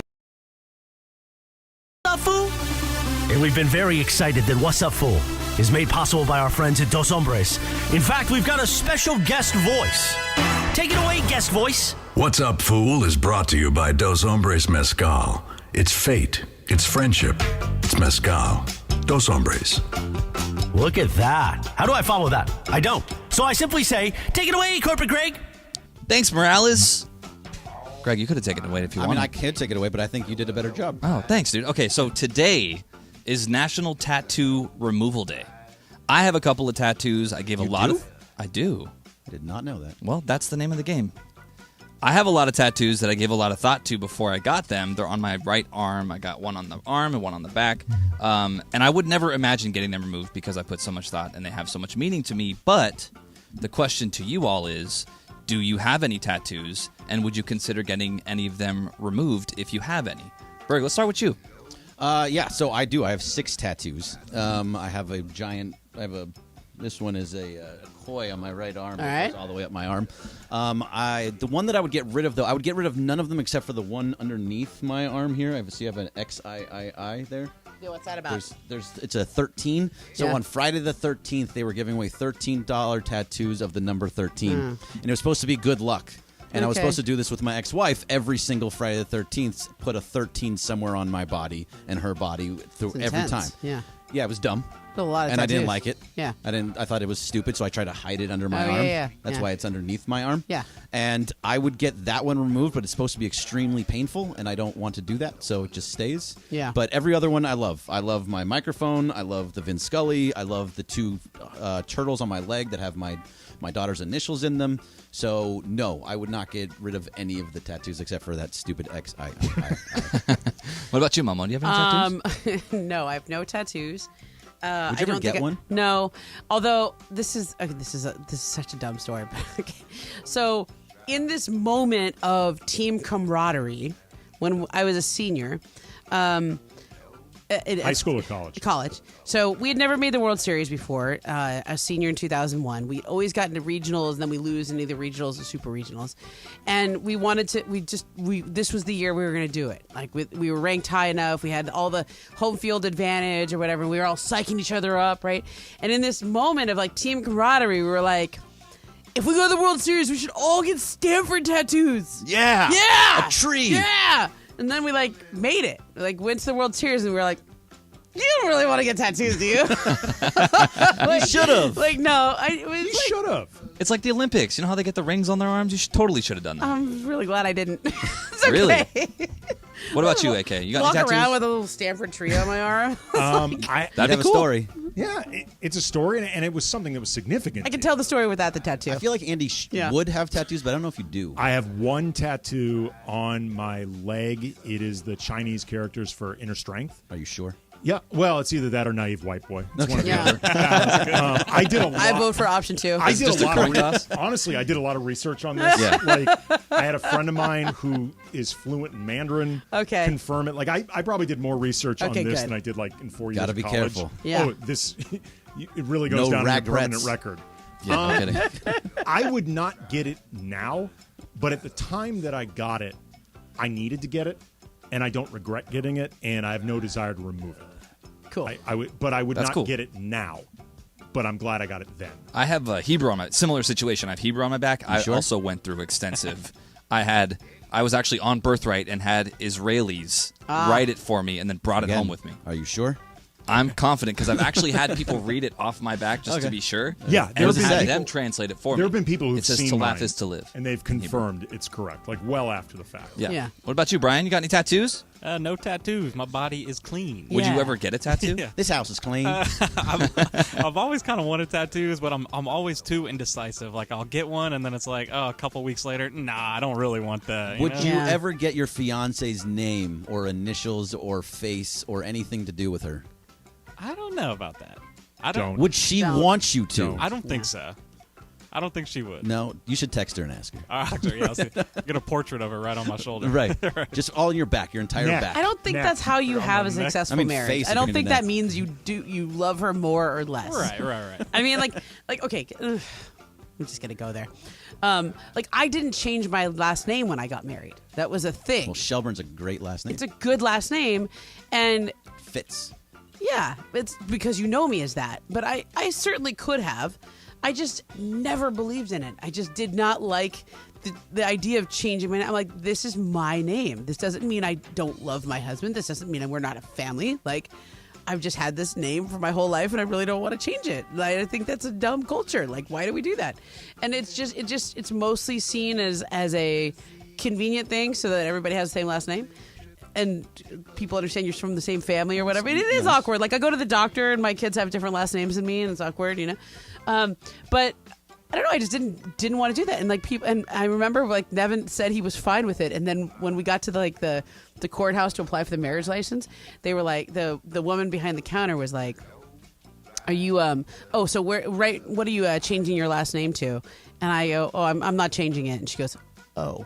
Oh, sassy lady. And I was like, oh, look at that. I was like, fine, judgmental. You wouldn't put it as like your middle name or anything like move things around like that? No. Go on air I even as Shelburne, but that'd be Shelburne Barrich? No, don't need to do it. It's fine. Yeah. Was there any I don't know if I was supposed to I say even his put last my name. name on my kids' birth certificates so that they have my name as they have like 2 middle names. Oh, wow. Yeah, it's not hyphenated. So they Their have last 4 name is names his- total? Yeah, they have 4 names total. You nice. can do that. Yeah, my wife Yeah. has something Yeah. like that, similar. Yeah. And they can choose to use it or not use it. It's fine. My wife has not. She goes. I mean, I really did all the work. Come on. My wife goes. I mean, you Literally, yes, like I have yes, to you be the did. pregnant one and have the kids. Yes. Like, that's how it My works. fiance just texted me. She said yes for the tattoo. Oh, yeah. She would want you to get it? Now, Now you put I'm it out in. to her. Yeah, Now yeah. it's there. Oh, no. What are her initials? AP. Well, it's going to be AC, so Right, you got to exactly. find a way to put AC Is she on there changing somewhere. your last name? Oh yeah. See, look at that. Oh, Look yeah. at that Oh, yeah. pride. It gets He says over pride. if that See? doesn't happen. Even that. See, even with She the knows pride her there, place. there's a judgment. Come on. What's up, fool? All right, so all you guys have kids, so I thought this would be an interesting one. I saw over the weekend that Illinois has passed a law requiring parents to pay their child a percentage of social media earnings What? on videos where they're featured in. Hey, now. And Fine. it goes into a trust so they can't access until they're 18. But what do you guys think about this? If you're showing off your man. kid in ads or whatever. Love it. Absolutely In ads? love it. Yep. Okay. Because it's at least some type of buffer to prevent these parents from turning their kid into coin, into some type of moneymaker without the kid's true consent or really even Yeah. understanding Yeah. what they're doing. So I love it. I think it's great. Yeah, that's great. It's like, look, there's a lot of parents who have like YouTube channels. I mean, I put cute baby pictures up. I'm not making any money off of it. I don't know how you would like if I did make money, I suppose I would put it in a trust for them. But I pay for everything anyway. I mean, like I'm buying your food, kid. I'm Ramona Shelburne. No, I buy your clothes. Momo makes the money. Momo makes. Momo said that. pays for Yeah. everything. Right. No, I'm with Andy That's what here. Momo tells her kids. I mean, I did Momo everything. pays for everything. I was Sure, pregnant. well, I had the kid. right, Now I but- have to pay for everything. I have to take care of you. Kids are Right, but now you're you now want using to cut? You're using the child now. I think I like I this. know, I It, agree. it goes into a trust, and they have some kind of money to be made off of this. If you're using your child, like I'm the same way. I use Riley in some of my pictures, my daughter. Yeah. But like, if I was making money off of those, yes, I would love to take a percentage and put it into a fund, a trust fund for her. Yeah. I think that's smart. I love that, and I think it adds to the child moving forward. It's great. What's up, fool? What's up, fool? All right, so since we're on the topic of family and kids, I thought this would be perfect. So last month, the Jaguars signed Doug Peterson's son, Josh, who's a tight end. Their intentions are to have him serve as a long snapper. Josh said that he told his dad that he wanted to be able to play in preseason to audition for all 30 of the NFL teams. Well, Josh delivered a terrible snap during a punt attempt in his first preseason game with the Jags, and now fans want Coach Doug to cut his own son from the team. If you were the coach of a team and your kid was underperforming, would you have it in you to cut them? AK, I'm coming to you first. Oh, God, that would be brutal. Damn. That would be so brutal.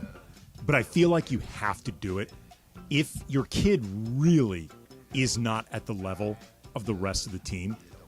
It's going to build resentment around the team. It's going to make it difficult for you to do your job as a coach. And it's going to make it so everybody hates your kid. So your kid's going to have a bad experience on that team anyway. So I feel like ultimately by cutting your kid, you're potentially freeing your kid towards more opportunities that are a better setup for them. So yeah, it would suck, but I'd find a way to do it. You cutting your kid? Yeah, you have to do it. I'm sorry. He's being a Nepo baby just by being on the team anyway. Yeah, true. Which is, fine. Like, cool that you brought him on. But if he's not the good, NFL is all Nepo babies. Right, well, sure. But if you're not good at your position and somebody else can take that, there's not very many spots. So if you can find somebody else that can actually do it, then yes. Doc Rivers traded his kid. Yeah. Exactly. Good for but he him. also gave him $30 million. And did he deserve that? Yeah, he was a good player. Look, come on now. This is why those situations. Sorry, Austin's a good player. I like Austin. I'm like the person who likes Austin. I don't know. No, you are. You can be. Yeah, Momo likes Austin. I like him. No, he's a really smart guy. He's been on. I've done shows with him before. I think he's a nice person, and he's also bright. As a basketball player, he was good for those teams. Like, he's a good role player in the NBA. He's like a bench guy. Yeah. Like, I think when he got the money, he wasn't necessarily deserving of it. By the time the contract was over, I think he played at the level of his contract. Yeah. And I think also it was also because Doc was in the position as GM. And so because he paid his son, other people were not happy with their contracts, then they could look at that. You always just want to avoid the appearance of impropriety, or you want to avoid the bad optics of it. And so sometimes they get, like when I coached, this is a bad comparison, but when I coached Daniel's soccer team last year, and I'm going to do it again this fall, I ended up sitting him. I never started him because I didn't want the other parents to get mad, this is like literally 3 and 4 year old soccer. But he would say to me, he goes, "Mommy, you always took me out of the game." I was like, sorry, but it's kind of true. We had too many players, so I would always sit my kid down so that I would, so the other parents would be happy. You overcompensate. I overcompensate. Yeah, sure, you can rotate it, but yeah. Anyway, that everything? What's up, fool? Yeah, that's it. All right, coming up is a beloved sports movie, one of the most beloved over the past couple decades. Was it all a lie? Oh. Talk about that coming up next. Andy Kamenetsky, Ramona Shelburne in for the guys. So Al and I are teaming up for your chance to win an entire office full of lunch from Waba Grill. So you're going to want to be listening all day during the 12 o'clock lunch hour for your cue to call to pick up food for the entire office, courtesy of Waba Grill. We got some ribeye, we got some chicken, we got some shrimp. I'm making it sound like I cook them myself. Look at these boom boom tacos. You can visit wabagrill.com. You can order online. Just go on in, get yourself some of these tacos. Visit your local Waba Grill location. Of course, walk right in. Of course, you can order online for delivery or pickup. Waba Grill, right? Eat smart, be healthy. Boom boom, kaboom.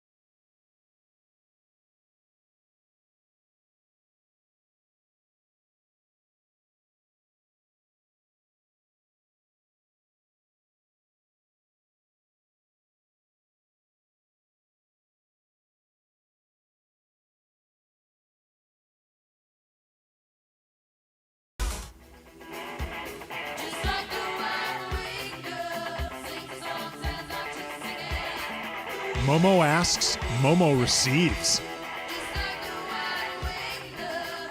I'm letting it Momo play. wants divas, and damn it, Momo Let's go. gets divas. Channeling her white-winged dove. It's good. I like it. Little female energy here. There you go. You want to win a chance to play golf with John Ireland and Corporate Greg? Terranea Resort and ESPN LA are giving away a round of golf at the links at Terranea and lunch with Ireland and Greg. All you have to do is post a video of your golf swing on Instagram or Twitter and tag at ESPN Los Angeles. Mason and Ireland will review the best swings, and you could be playing golf with Ireland and Corporate Greg at the links at Terranea. All right, so The Blind Side was a massively successful book and then movie. It was a blockbuster movie. Sandra Bullock ended up winning Best Actress the year it came out, and it was about Michael Orr, who ended up playing in the NFL, and this story of he had been, according to the book and the movie. The book by Michael Lewis, by the way, Right. who's like an amazing writer. Right, he's the Moneyball writer, Liar's Poker, really, really successful. And he had been, according to the way the story is told, living in very chaotic poverty, and he was adopted by a very wealthy white family. Michael Orr is black, for people unaware. And this family ends up helping stabilize his life to this place where he could end up getting drafted by the Baltimore Ravens, have a successful NFL career as a lineman. And Orr is now claiming that the central element of this story, the idea that he was actually formally adopted by this family, was a lie. And instead, they were his conservators, which gave them the illegal authority to make business deals in Orr's name, including types of royalties, cuts for The Blind Side, the movie, and stuff that set up the formal family, the Toohey family, and their two children getting pieces of all this stuff related to Michael Orr's life that Michael Orr himself was not receiving, and that he actually didn't really learn until about 6 or 7 years ago that he was not formally adopted, or the ramifications of not being formally adopted. He was under the impression that this had to do with his age and that it was really more of a technicality than anything that mattered. And he is now alleging that he was essentially duped. Yeah, I think he just learned this in February of 2023, like this year. And so now he's suing them in court. And super interesting story because like he obviously participated to some level in that film. Right? I mean, I think they even have interviews with him afterwards. And I know when Michael Lewis wrote the book, like there is, I don't know how the intellectual property on this worked, but I do. Well, he definitely played a role. I know I'm looking up right now, like Yeah. IMDb, to see what, if any, credits that he has with this. I know that, well, right now, I'm looking at IMDb. He is not listed as a producer. Who's listed as a producer on there? On the Tuohys? I'm going to take a look at that right now. But he is not listed as a producer. I believe Sandra Bullock actually was one of the producers. Well, usually big stars like that get a producing credit too. Look this up right now, but he's not listed as a producer. He barely has any credits on. I have more credits on IMDb. I mean, there is wow, that was a flex right there. It was a bit of a flex. I mean, they're not say impressive. in the third person. They're not impressive. I'm just saying. If you're going to make me go third person, you got to go third person. Well, the reason like I bring this up is just to speak to how little Michael Orr seems to have formally benefited. gotten from this, not to play up my IMDb page, which really isn't that impressive, but it's bigger than Michael Orr's. Just letting people know. Man. Lean in, Andy. The producers do not include the Toohey family, at Okay. least according to IMDb, but they also don't include Michael Orr, and I don't know what percentage that he got from the Generally movie. speaking, I assume that Michael Lewis is listed as a producer. Michael Lewis was the He's actually author not. of the Blind Side. He's actually not listed as a producer. So it could be not labeled right on IMDb then. He's either a producer or it's based upon, he got a based upon credit or a writing credit. Oh, Michael Lewis got credit for the movie. yeah. He's just not listed as a producer. So this is how intellectual property works, okay? Right now, Winning Time is second episode came out. I'm going to get caught up so we can talk about it later this week. But they, I will as well. We'll talk about it on Wednesday. Yeah, and it's based off of Jeff Pearlman's book, Showtime, which is he did extensive interviews with all the players and people around that team in the 80s and the making of the Lakers, and so that's called the intellectual property. It's his interviews and his writing, and so they can base the show off of his book. But there's other sources that they use in doing Winning Time. They do interviews with people.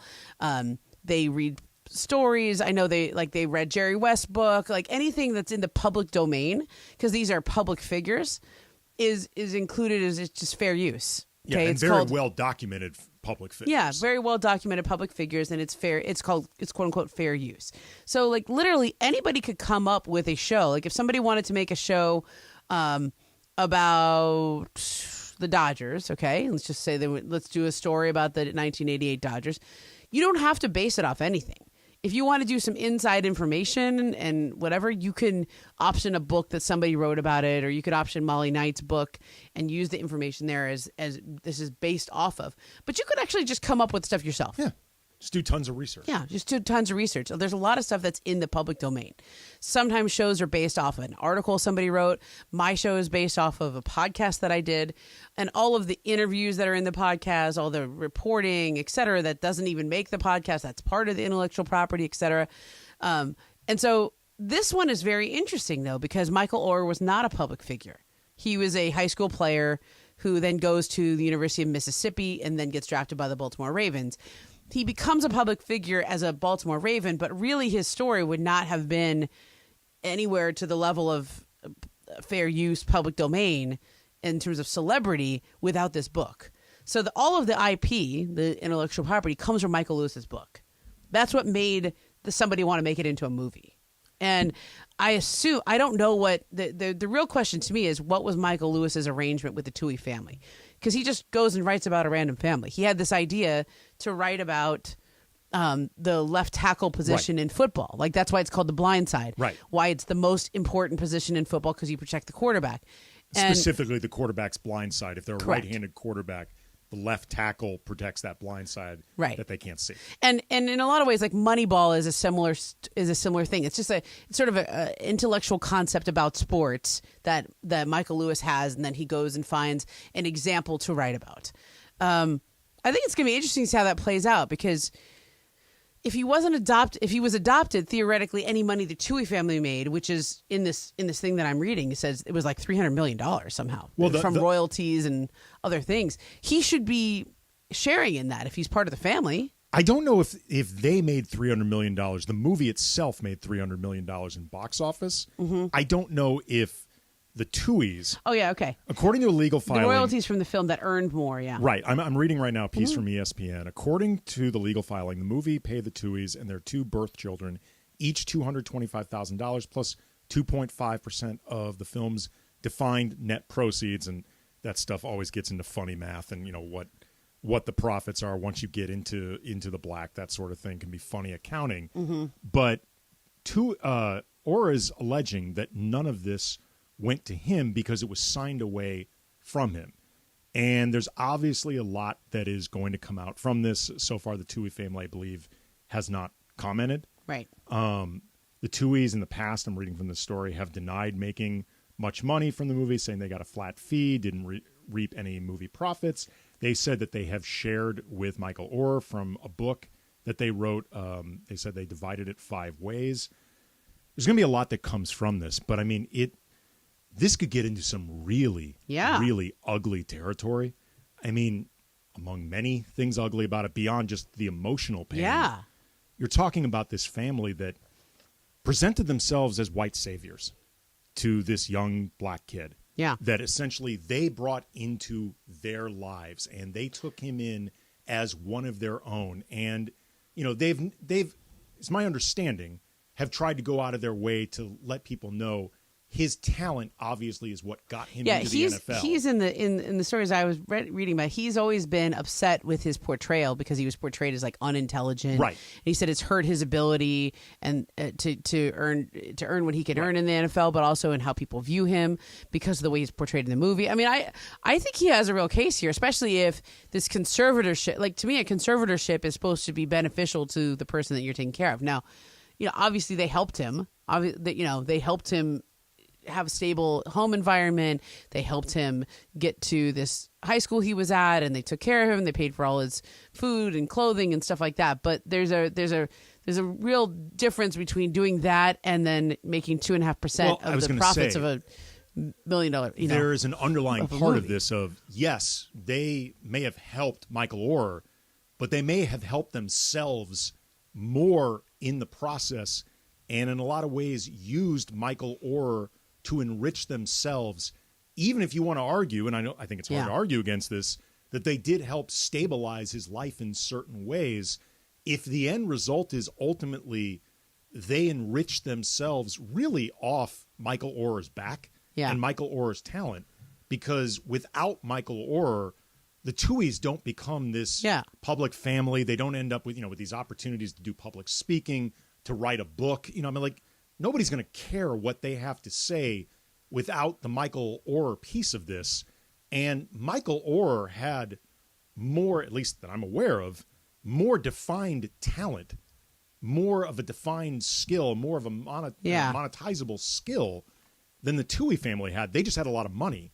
They had a lot of connections, and I'm sure they were good at whatever they did to make whatever money, unless it was just family money or whatever. But it starts getting into a really, really ugly place, because one of the things that The Blind Side, certainly as a movie, was marketed as is like this white family, this black kid, these different cultures, people coming together, particularly in the South where this took place.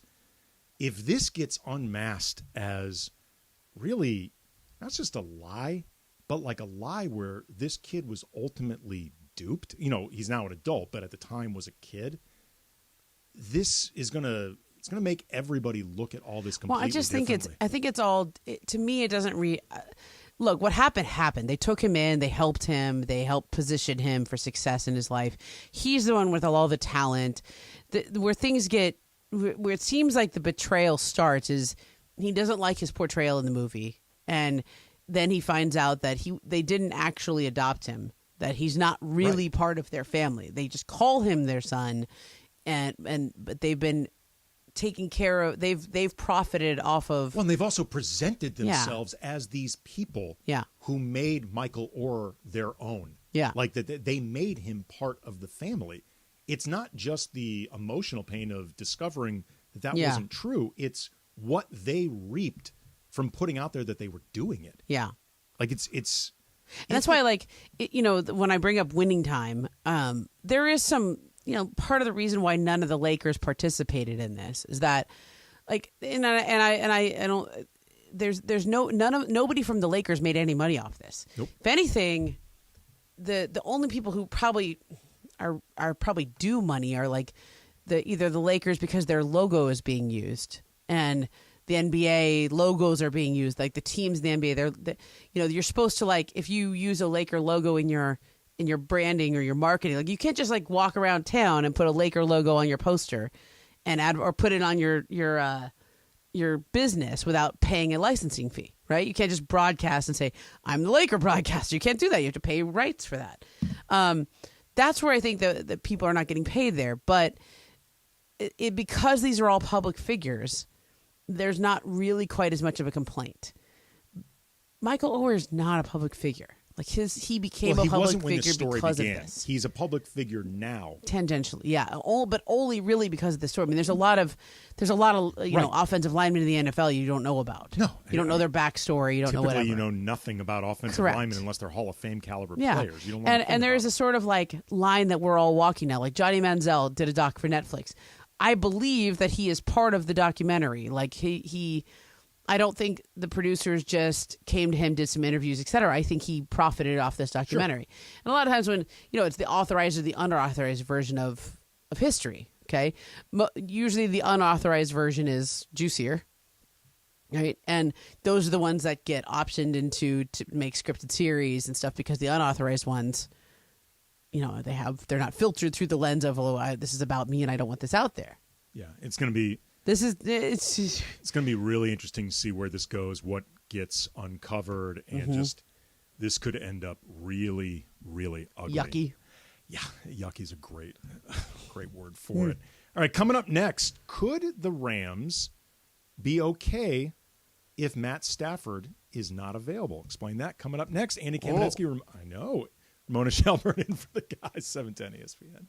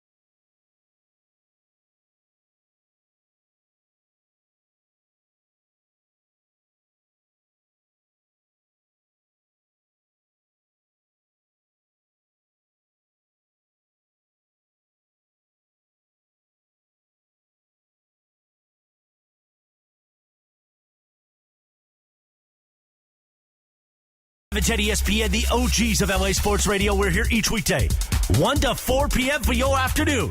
Sandwich between Travis and Sliwa and Sonato and Cap. Mason and Ireland continues now. There you go, Momo. Hey.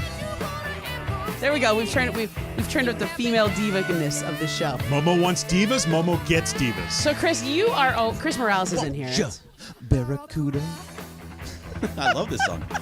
Greg did an eyebrow thing. Yeah. When he did that, he gave me an eyebrow. It was on YouTube. You can see it. Yeah. So, Chris, when you came in here to start the show off, right? Yes, you were hyped. Well, I tried to bring the energy, bring the funk, and bring the noise. I mean, you were like, when I found out that Momo and AK were in for John, I was so excited. I was. And you were like, how were you guys? Although Ireland did do a great job last week. Did he? He was really good. He's on fire? Him and Beto. Him and Beto were great. So much so that Mason ended his... Mace came after missing Wednesday and Thursday. You thought he was going to get Wally pipped? Mace then shows up on a Friday. What? Yep. He told Never me he was does. just bored. Well, he was bored listening at home to how great Beto sounded with John. Got it. Okay. Yeah. So you came in and you were like up. Yes. You were like hyped. And AK and I, we were like kind of playing our way into shape. We were like James Harden over here. Yeah, I felt that we had a bit of a difference, so that's why I got up and walked out. No. Yeah, he really did. Not in a negative He way, just literally like got up and walked out. You guys are the ones doing the show, not me. So I handed it off. In that moment, we were the ones, Momo and I, who came up short. You There were was a not dip. the problem. But why wasn't Super Crosstalk a nice warm-up? Did Clinton was and a good Travis warm-up, not yeah. push you? No. I thought Super Crosstalk was really good.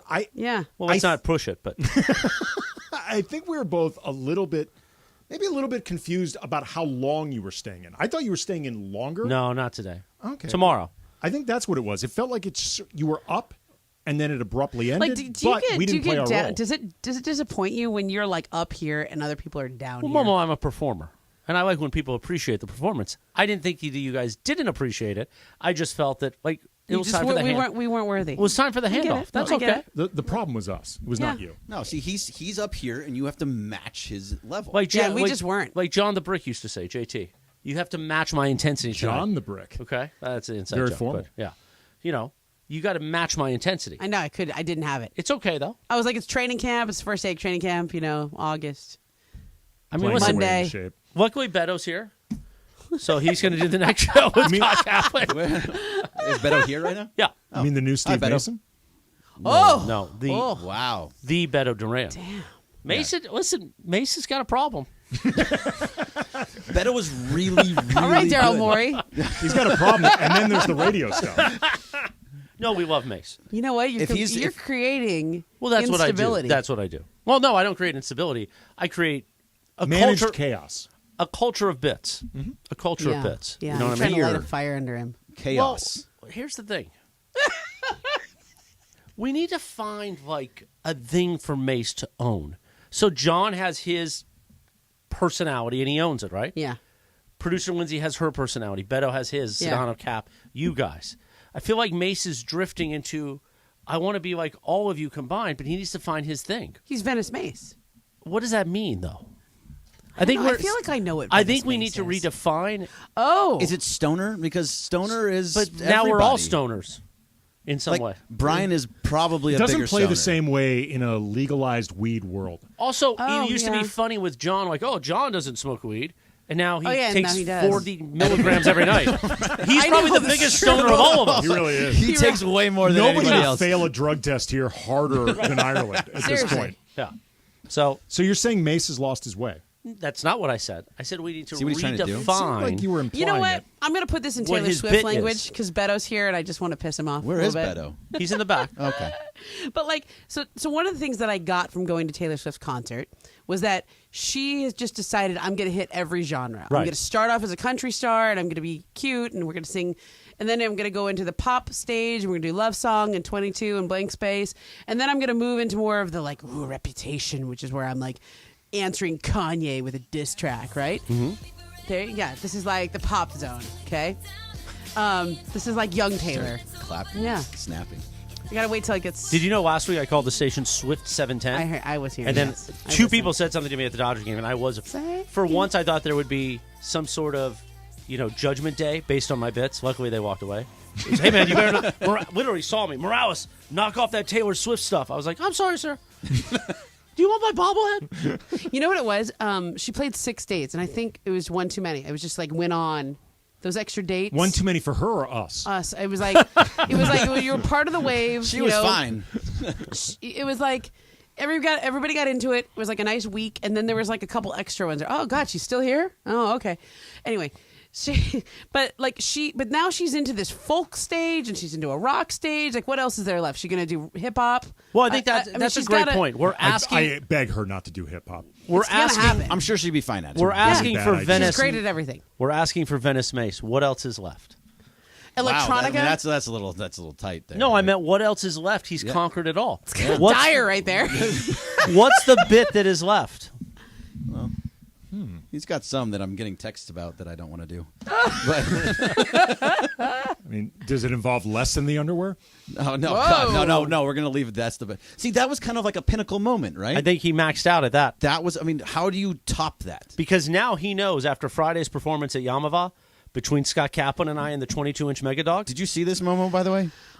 They were can't nose unsee to it. nose. I did not see this. I was Not out just of the when we- country. here's What the happened? other. The interesting. You need to go look at It's on ESPN YouTube. Los Angeles. It's all over the place. The other part about that is everyone's noticing. What happened? Explain what happened. So there was a 22-inch Mega Dog. Okay. We were there to promote Matt Stoney, a competitive eater, took it down. The fully loaded in under 4 minutes. So Kaplan challenged me that we would do 11 inches each. Plain dog, bun, and dog. He put mustard on his side. I beat him by a half inch. And there was no time. We were just, but we ate it on each side so that we would meet in the middle. That Like was Lady bit. and the Tramp. Yes. Exactly. I'll tell you this. While our noses rubbed, and he probably felt my beard, that's what people were noticing. What also was happening from a body standpoint is our bodies were grinding on each other. It really was. It was. So there was chemistry. Oh, I felt a lot of thrust. Oh. No. I mean, the chemistry between the two of them is absolutely palpable. But I think we all know that is bit of the year. Right. Short of Mace literally going naked, all of it. He can't do that now. I mean, you No, can't no, do that. no. Nobody. I mean, what is there a way to top that though? Someone so like You guys can't have to top start a doing it. 22-inch hot dog. Well, especially, too, it sounds like with Kaplan, there was a bit of an awakening. I think it's always been alive. Oh yeah. No, yeah. Oh, it's alive. I mean, this isn't a new thing. I know is we started during the break talking about Andy watching Boogie Nights alone. I asked This is the natural weekend. place to land. And now we're ending up with this hot dog thing meeting in the if you middle think about and it, the undeniable they chemistry. connect very well. Andy I said to just- me, "Hey, Chris, I watched Boogie Nights on Saturday." Because Chris and I love to talk about Right, Boogie and Nights. I Yes, just you said do. alone, and Momo started laughing at that. And then we led to the hot dogs. Which can be Are you related supposed to Dirk watch? Diggler. Yeah, Are you supposed to watch Boogie Nights with somebody else? I'm not going to explain this to you on air. I mean, I've seen the movie. It's a real It's like movie. asking- okay, it's kind of like. Jack. Let me see if I can do. Jack. Let me see if I can do this in code. You know when somebody tells you that they drink alone? Yeah. Yeah. Okay. Okay. Like, I have it. I drink alone a lot. Right? Like that's a wrong with that? sign. There's nothing wrong with it. There's nothing wrong with that, but it's a thing. Okay. Like, I'm not a social drinker. I drink alone. Right. Right. That lets you know that they're doing it for certain reasons. Maybe I don't know. It's not always Okay. something that I think I already know where you're going. Yeah. It's okay. Okay. Yeah, I got you. Okay. Yeah. I picked it trying up. I picked it up. I don't know if you did, but I picked it up. I mean, alone in my living room. I know it's not getting any better for you, Andy. Yep. No, Okay. no. I think the explanation does make it a little better. Anyway, good seeing you, Chris. Anyway, So we need to define what the Venice Mace bit is. Like if I was to say to I you, agree. what's Venice Mace's bit? What would you say?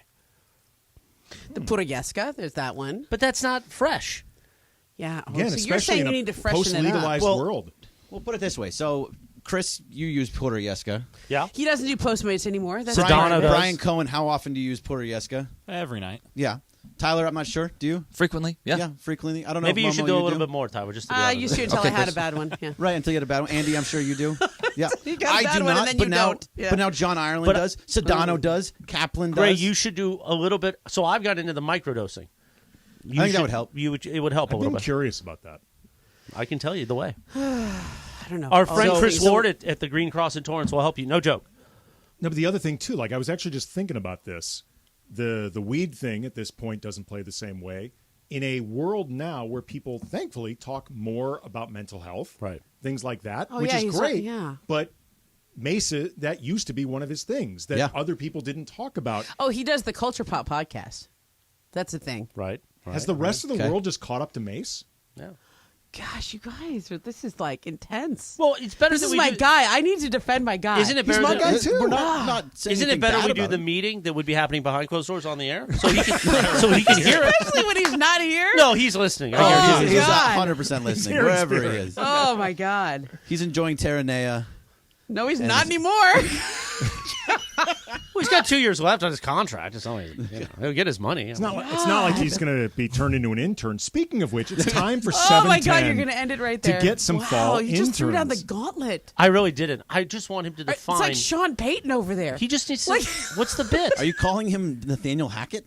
I mean, Who's Nathaniel Hackett in this analogy? Mason? Oh, yeah. really? You're Wow. like Sean Payton over there. Oh, no. Maybe. I don't know. Anyway, Are you a current college student or do you have one living in your house?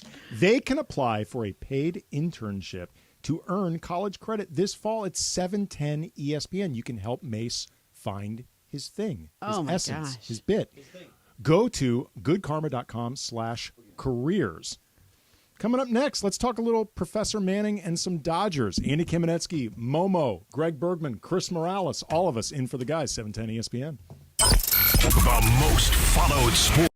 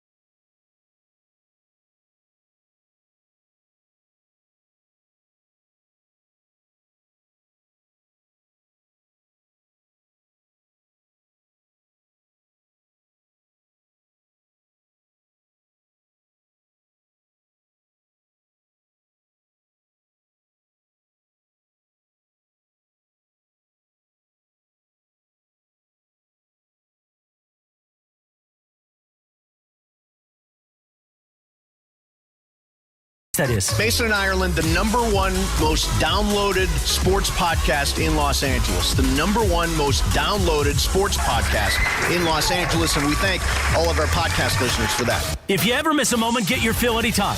Just search Mason and Ireland wherever you get your podcast.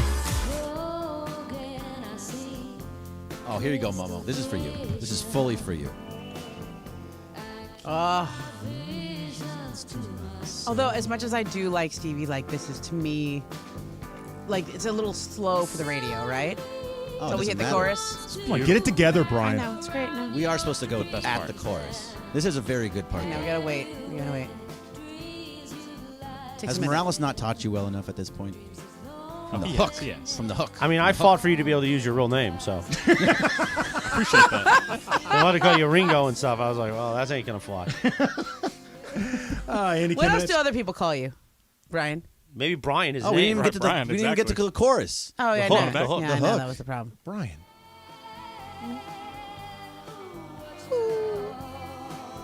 This is what I think I've seen, like, Stevie in more concerts than any other. Oh, here we go. When it's This is a live version. Not even the studio version. Players. The official master dog. All right, Andy Kamenetsky, Mona Shelburne, Greg Bergman, Chris Morales in for the guys. Bergman, Blue Review must be just blowing up right now because Is the it Dodgers are popping? incredible. It's popping right now. I don't know. I think it's going really well right now. There's a lot going on, especially with the Dodgers being good. They're doing what they're supposed to do is the issue. So they are. Yeah, they beat the Rockies. They took 3 or 4 from the Padres, who are bad. They took 2 from the Diamondbacks, who are bad. They took all 3 from the Rockies, who are bad. Are the Diamondbacks bad, or are they just not as No, bad? they're the worst team in August, in July and August. They were good, though. Terrible. They were, but they totally fell off. But look what happened. They beat the teams that they were supposed to. It was, I think, before those 3 series started, they were about 2.5, 3.5 games up on the Giants. They're now 8.5 up. So that's exactly what you want. You win the games that you're supposed to win, and while everyone else falls around behind you, and they're going to win the division by double digits once again. Don't you think we should have the Blue Review be live? Every now and then. But listen to the thought process. Okay. We can consistently promote, hey, let's just say 9:30 a.m. every weekday morning is the Blue Review on YouTube. Then it lives all day long. I know what you're saying. It's a good point, but I also know that Clinton does different things every day. Well, that's right? great. They'll have different it doesn't have to be Clinton schedules. Like, we'll figure it out. Oh, you're saying Clinton is replaceable? No. So we're all replaceable. Oh. So, no. Yeah, So Momo, she's going to call Clinton when we're done. Trust me, I know. Did you hear we're all Morales? He said you're No, I replaceable. love Clinton. I love If anybody well knows, aware, Andy knows. we're all replaceable. You know what you're saying is it's the Blue Review, not with Greg Bergman and Clinton Yates. It's the Blue Review. Well, we brand it so that it's swappable parts if we oh, need to. Oh, see, sniff that one out. But I just think that it'll be more consistent for the consumer. I agree. Parker Bell helps. Yeah. Now, so Parker Bell, Clinton Yates, Corporate Greg, we all do it together, and they're just mixing and matching. Do this, okay? Like Brian Windhorst has a podcast. They don't say it's Brian Windhorst podcast. It's not called the Low Post like Zach Lowe's podcast. It's called the Hoop Collective. But it says with Brian Windhorst. He gets the I with. don't know. No, it does. It does actually he get does. a with? Is it the actual? It's the Hoop Collective with Brian Windhorst. I'm pretty Check it out on. Check it out on. I think his picture is in the. His picture's there. Let's look. It's absolutely his picture. He's got one of those like headset microphones. Quentin Yates. Brian Windhorst and the Hoop Collective. You're right. Quentin Yates can't do 9:30 a.m. Sometimes I just know when he has Around the Horn, he might be driving in. I know the timing of that show. That show is like it starts. You do a call from 7:30 to like 8:15. Okay. Then you got to drive. Well, for me, I have to get here at like 10 something for makeup. So there's like an hour or two where he's probably driving in or getting ready or whatever. That's the 9:30. But if you did Blue Review until 10:15, you might still make it. I don't know what it looks like with his drive time. In the Mason and Ireland Mafia right now, got a comment from Drew Garcia. Yo, really dig this mix of at Cam Brothers and at Ramona Shelburne with the dazzle of at Corporate Greg and at CMM Spectrum fire emoji. Look at that. I like how you had to read all of our Twitter handles. I mean, you could have just said us. No, I want to make sure people are aware of your Twitter handles so they can follow you. Oh, Always be trust branding. me, the Mason and Ireland listeners know where to find me on every podcast. They know how to find me and talk about me. Yeah. I mean, you took that part. I like the fact he said fire emoji. Yeah.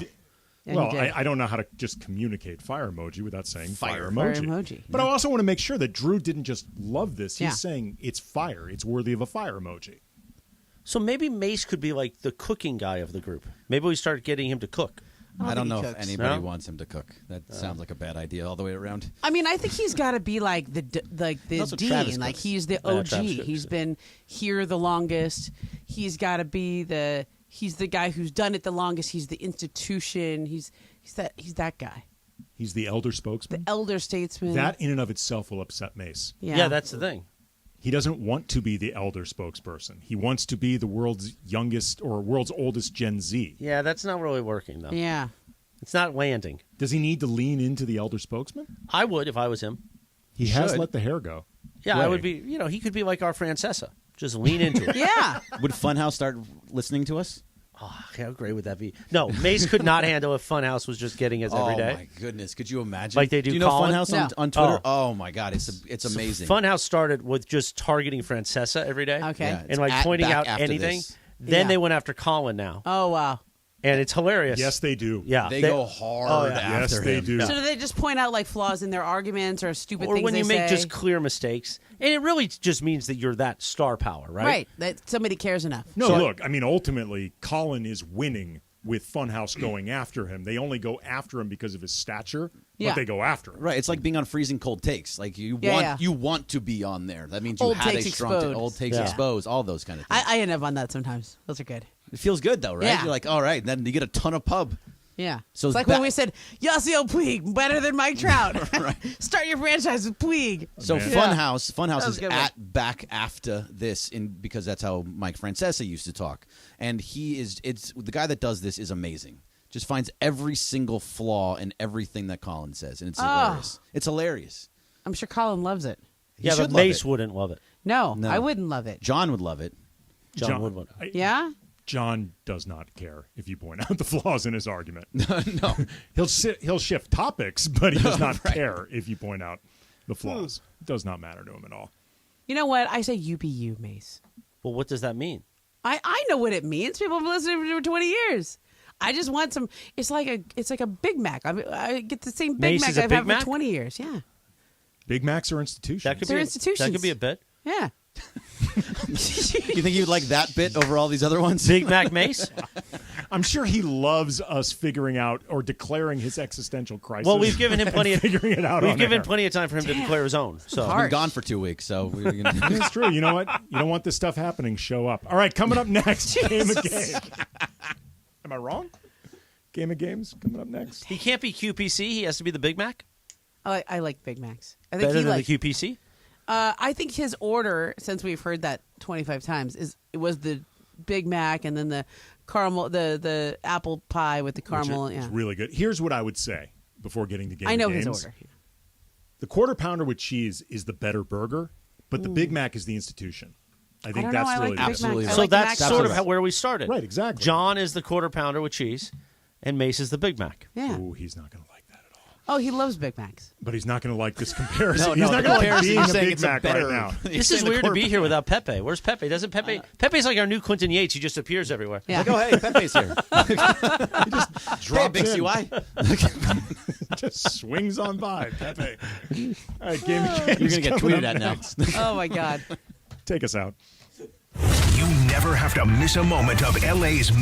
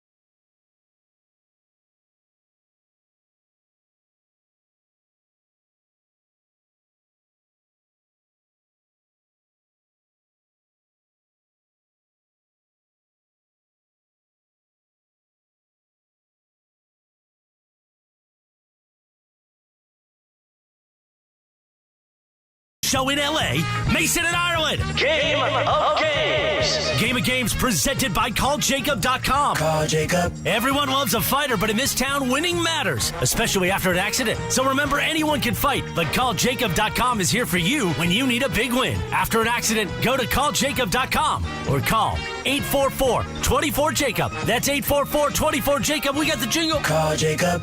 Thank you. Game of Games time. Take it away, Mace. All right, it's time for Game of Games, and Tyler, it is your game. It is my game, yeah, and we've got Cappy. Cappy there? Yo, yo, yo, yo, yo, yo. So we'll have Momo. How many yos was that? I counted 5. No, there I was had more. 6 or 7. Six? At least. I think there may have been 7 Yeah, years. that's the way to join a show, though. Yeah, coming in hot. Yeah. And obviously letting people know Game of Games powered by Call Jacob. Winning matters, and that's why after an accident, you have to go to calljacob.com or call 844-24-JACOB. That's 844-24-JACOB.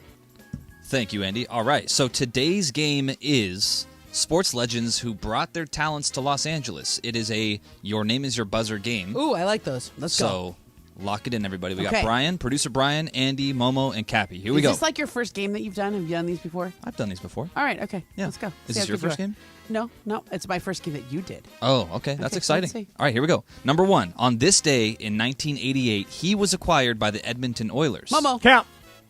Momo. Who is Wayne Gretzky? Wayne Gretzky is correct, and he was acquired. Is this a who is game too? I don't know. I just did it because I wasn't sure. Okay, got It's names. It will be names of players. Yes. Is it in the form of Jeopardy? Do we It's have to- not Jeopardy. I don't have no, to answer in the it's form just of your a name is question. your buzzer. Like I Correct. wasn't sure, so I didn't want to get disqualified. Okay, got it. No, you did it right. Good All job. All right, so Momo's on the board with 1. I'm going to write that down. All right, number 2. This New York Jets legend finished his career in Momo. L.A. Momo again. Who is Joe Namath? Joe Namath is correct. Ooh. Damn. Be too easy still. It's not Jeopardy. I don't keep saying that. I'm going to You do can it say too. who is. I'm That's going to do fine. it. Okay, I'm It gonna makes do it more also. exciting. Why not? If All I right. ever get a chance to answer, I'm going to do it too. All right, Cappy, you're close. Maybe you'll get this one. Number 3. After 18 seasons in Utah, Andy. Count. Oh, Andy. Karl Malone. Karl Malone is correct. that's right. Good one. All right, we're on to number 4. Number 4. Both of his parents were born in Canada, but he's a California native. He grew up a fan of the Los Angeles Angels and was a pitcher in high school. The Orange County Register named him... Andy. Kevin Love? Kevin Love is incorrect. The Orange County Register named him its 2007 Player of the Year. Sports Momo. legends. Momo, go ahead. Nolan Arenado. Nolan Arenado Count. is incorrect. Cappy, go ahead. Who's Freddie Freeman? Freddie Freeman is correct. Jeez, I should have Cappy got that. on the board. I Nice didn't know job. that about the Canadian parents. Yeah. Oh, I didn't know okay. that. He plays for Team Canada in the World Baseball Classic. That's Oh. why. It's an homage to his mother. All right, number 5. He went to high school in New York and led his basketball team to 71 consecutive wins. Momo. Lamar Odom. Lamar Count. Odom is incorrect. Cappy, go ahead. Who's I Kareem? know it now. Kareem Yeah. Abdul-Jabbar Good one, is Cappy. correct. Good Cappy one. with his Okay. second point. Cappy with 2, Momo with 2, Andy with 1. Brian, feel Get free to show up scratch. whenever, Brian. Get to scratch. You guys are going way too fast. All right, here we go. Number 6. It's a quick game, man. This basketball star appeared on an episode of The Bachelor, loves to fish, and was Count. Cappy, go ahead. Who's Klay Thompson? Klay Thompson is incorrect. Visited by Andy, go ahead. Paul George. Paul George is correct. Good. He loves to fish. I didn't know about The Bachelor. He was. I didn't- I'm just I didn't going know to about finish it. fishing. Was visited by boxing legend Floyd Mayweather in the hospital after breaking his leg playing for Team USA in the Olympics. Paul George is correct. Number 7. His first Little League baseball coach was his mother, Diana. Momo. Momo, go ahead. Mookie Betts. Mookie Betts is correct. Ah. Exciting. Momo in the lead with 3, Andy with 2, Cappy with You that 2, one. Brian still a no-show. Goose. You might have one more left before you get eliminated, my dude. All right, here we go. All right. Number 8. My dude. My dude. He became number 8. Yeah, He my became the guy. first athlete to win an NBA title, an NCAA championship. Count. Cappy, go ahead. Who's Magic Johnson? Magic Johnson is incorrect. An Olympic gold medal, Cappy, you're out, by the way, and a FIBA World Cup championship. He also holds the record for most points scored in an NBA All-Star game with 52 in 2017. Momo. Momo, go ahead. Anthony Davis. Anthony Davis is correct. Oh. Wow. I didn't really think that one through. Momo with 4. I was going NBA All-Star games, and I think Cappy I was with at that 2, one. Andy with 2, and we've got Okay. 2 before the tiebreaker. So Brian, Not sit my this one bad. out, bud. Yeah. All right, here we go. Number 9. He was the 3rd youngest winner of the Finals MVP awards. He Momo. Momo, go ahead. Kawhi Leonard. Kawhi Leonard is correct. Oh, I believe running Momo's away. run away with Let's this go. one, but we'll That's keep it. going. That's We'll it. keep It's going. over. Okay. All right, number 10. All right. This basketball player is ambidextrous. Was the Momo. first Andy. Momo, go ahead. LeBron James. LeBron James. Ah, that's who I was going to say. Momo. For the record, I originally made this game when Momo wasn't on the show. Ah. It's kind of NBA heavy, so it does favor you, Momo. Yeah, but a little anyway, bit. It's here okay. comes the I'll take tiebreaker. it. Shame just I don't for fun. cover the NBA. I know. I feel like Andy is just completely insulted by that Andy comment. has 2 points to Momo's 6. All right, tiebreaker. Matthew Stafford became only the 4th quarterback in NFL history to throw for over 5,000 yards in a single season. He did it with the Detroit Lions in 2011. How many yards did he throw in that season? Closest number wins. You can write it down if you want. Take a moment. Let me know when you're ready. Can you repeat it one more time, please? Sure.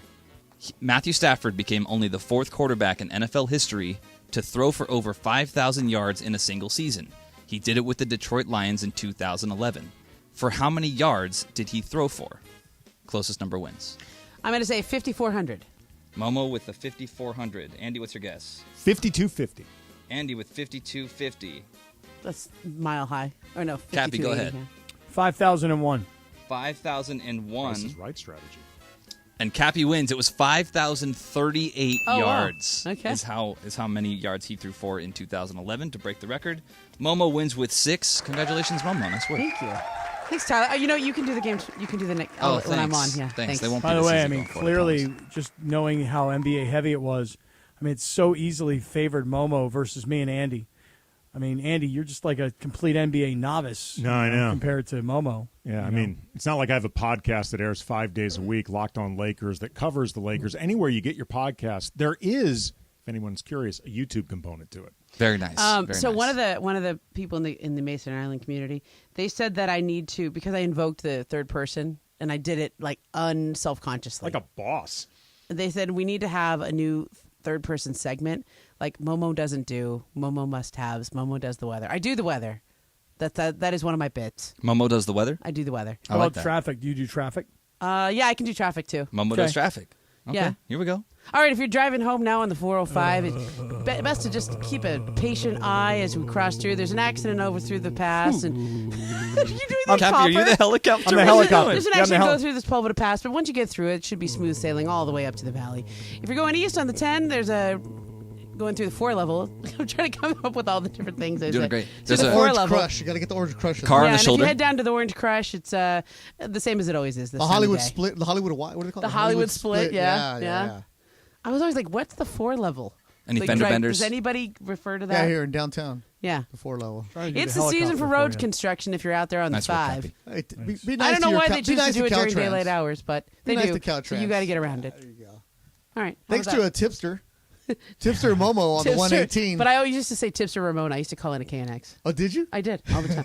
I used to answer the phone Hi, for this that. is Tipster Ramona. I just came through the Hollywood on the 101, and there's a car off to the side, and there's no blinkers, so it's really dangerous. That was really nice of you. You Okay, were that's not raised being a before tipster, waves. Momo. That's being a narc. I was You're a helping tipster. out. You're helping out. And then like they would come back on at like whatever traffic on the 10s, or whatever they would do, and they would say, "Hey, we have Tipster Ramona." I was like, "Oh, wow!" They always thank you, right? To give you a shout out, They do. right? It's like thrilling. That was the first time Momo went big time. It was. It really was. I was like driving home from Laker games when I was like very late at night, and it was very thrilling for me. When I used to work, hello guys. When I used to be the traffic producer, I used to be the one typing in what they would read, right? And the best part was that I worked the overnights. So you see one person, same report, 4 different names. Hello, Pete Dominguez. All right. Little Hey, super, Beto. What's up, Momo? Time for a little What's going super on? crosstalk. I need to do the stager. Yeah, I was told do to it. do the stager. Let's do the stage. ESPN AM 710 Los Angeles. KRDC AM 1110 Pasadena, Los Angeles. K256CX 99.1 FM Pasadena, Los Angeles. It's the greatest segment in LA sports radio history. Oh my God. When the shows come together for magic on the radio. It will only grow stronger. Super Crosstalk. Are we ready for Sedano and Cap to join Mason and Ireland? Super Crosstalk begins. Super Crosstalk. Presented by Coors Light. Coors Light. Made to chill. It's time for Super Crosstalk. Hey, Game of Games is presented by Call Jacob. Winning matters. That's why after an accident, you have to go to calljacob.com or call 844-24-JACOB. That's 844-24-JACOB. And now we're into crosstalk. Nobody did the woo woo. No, we didn't do it. woo, woo, Yeah. woo, woo, woo, woo, woo. I was catching us up. I was taking care of our guy. Yeah. It's summer, man. Let's go. nobody knows what's going But on I was here. going live on Instagram. Yeah. Nobody knows what day it is. Nobody knows who's here. Nobody knows what show it is. Nobody knows if they have a YouTube component. Come on, guys. I have no idea what day it is. Like, you could tell me it's Thursday or Monday or, well, it's probably not Sunday. How about the fact that the most senior person on the show right now is Cappy? How about that? Yeah. Is that true? Most senior as in what? As in this. Well, Anna and I have definitely been here longer. No. Do you have a name on this show? No, that's it's true. the Kaplan show today. That's true. It's the Kaplan station today. Wow. You're I the didn't only really one think on the of it that poster. way. You're right. Yeah. I didn't really think about it that way. But Andy definitely is the oldest. He's been here before me. I think I have. Or Beto. Actually, Beto's been here quite Was a while. Beto before you? Well, it doesn't count because there's been a stop and goes. Me as well. Oh, yeah, that's another traffic thing. Stop and go traffic. Stop and go traffic. Oh, yeah. So it has to They be had some stop and contiguous? goes, too. Well, I've had a few stop and goes. Yeah. Look, Brian, you're all right. But Cappy is the senior among the people who would have a cutout. Cappy, do you have a cutout, by the way? I just think you guys are just telling me that I'm the oldest person on the air, and it's really No, bothering you're me. the only one who can't get fired today. Oh, really? Yeah. I disagree. Oh, well, you're going to try? I'm not going to try, but, a lot of times I don't try, and stupid This stuff sounds happens. like a dare. It sounds Yeah, like it a does. gauntlet that Beto's throwing down. I got 3 hours to go, baby. But you did guys you can't hear get- Morales was like pumping you up? Like, did Why? you happened? come in last week and Wally Pip Mason? Did you come in and have some unexpected chemistry with John Ireland? Like you and Ireland, did you make So some radio Travis magic? and I worked Rams on Saturday, right? Yeah. We did a great job on Saturday. Kirk Morrison, fantastic on Saturday. But yeah, Travis and I worked Saturday Rams game. I was asking you about John Ireland. So Saturday night, Travis and I had a great time. I love John Ireland. John is the best. Literally, Beto. People were calling me saying, "Did you hear Beto and Ireland? They were really good together." Well, John is fantastic. John has been great to me my entire career. Yeah. Before I even got on air, John was always great to me. And we've never worked that often together. Actually, we've only worked together Whole once. shows. No, we've only actually worked together once. Wow. Really? In all this time? Yeah. Because it just never coincides schedule-wise. And then during NBA season, I would have come on because you or Ramona, because that makes sense because you guys actually know the NBA compared to me. I'm just popping Ramona on. Not does. according to Tyler, I Ramona does anyway. Oh, wow. What happened? What happened to you? I don't know about BK. But yeah, there was a subtle jab, but it wasn't intentional. By the way, this is Andy, sorry, not Andy. Brian. Yeah. So Wally Pip, no. right. I always do that to Did the Mason come cams. back on Friday? Yes. He did. Yeah. Wow. Did I? They say, the word Beto, was. I think you made a splash. I'm just mad at Mace still. Like there's a Why? legit beef now. Oh, because he came back on Friday? Yeah. Like that was your opportunity, and if you No, had one no, more no, day, no. you would have sealed it? No. The opportunity was that Mason and Ireland had promos that said, "Hey, coming up tomorrow, Beto and John are in." Oh. And yeah, and Mason And then you showed up. weren't. And then let me just tell you this. So I had a beautiful Friday planned. I wasn't going to get into it, but here I am now. Now that you brought it up, Ramona. Well, that's what we do here. Friday, Cappy, you'll love this. My friend's 50th birthday golf event. 20 people were going to play. He pays for everything, all the booze included. And then afterwards, a luncheon that he pays for everything. Everything's going on, right? It's fancy because you called it a luncheon. Yeah, this guy's got money. But That's he's what I'm like, saying. he goes, my 50th, every single year for his golf, I can never play. So it was 20 of us ready to go. He pays for everything. I canceled that because Greg said, hey, can you work Friday? No problem. Yeah, so. So you missed out on your friend's 50th birthday first. Secondly, you missed out on the free golf. You missed out on the free drinks. And you missed out on the luncheon and the camaraderie. Is that what you're telling me? Yeah. And all because Mason decided, A, I missed a little bit of time. B, I don't like the fact that everybody's complimenting Beto. I didn't and say Ireland. any of that. I didn't say any of that. All I know is that he texted Greg and said, hey, I'll be back on Friday. After I had asked Greg, are you sure? And he said, yeah, he's out. John and I made the promos. Cool, no problem. So as Greg got the phone call, we're actually at the Dodger game. Greg got the phone or the message saying, hey, I'm back on Friday. I call it like, yo, you still got a spot? Yeah, right. No, spot gone. Okay, wait a Yeah. second. This is an important question here. Yeah. Now, you were scheduled to work that Friday. Yeah. You made proper plans to work that Friday. Uh-huh. Mace chose to come back. Correct. Did That's you how it still works. Did you still get paid? We're not going to get into that. No, think that's because how it no, works, it's yeah. important. No, it's important. No, it is. It is important. Cappy, no. just leave that alone. No, Leave I'll that tell you alone. right now because here's why. Let me Cappy, just make my case. leave that one You don't want to alone. answer it? Don't answer No. it. But let me make my case. if you gave up free golf and you gave up free drinks and you gave up all your time, then I would argue that you were ready to play. Pay for play. Turn off this microphone right now as a freelancer. Beto, here's the analogy, okay? So when I do NBA I'm going to defend him. I'm going to be his lawyer. I know you are, and I'm going to change the subject.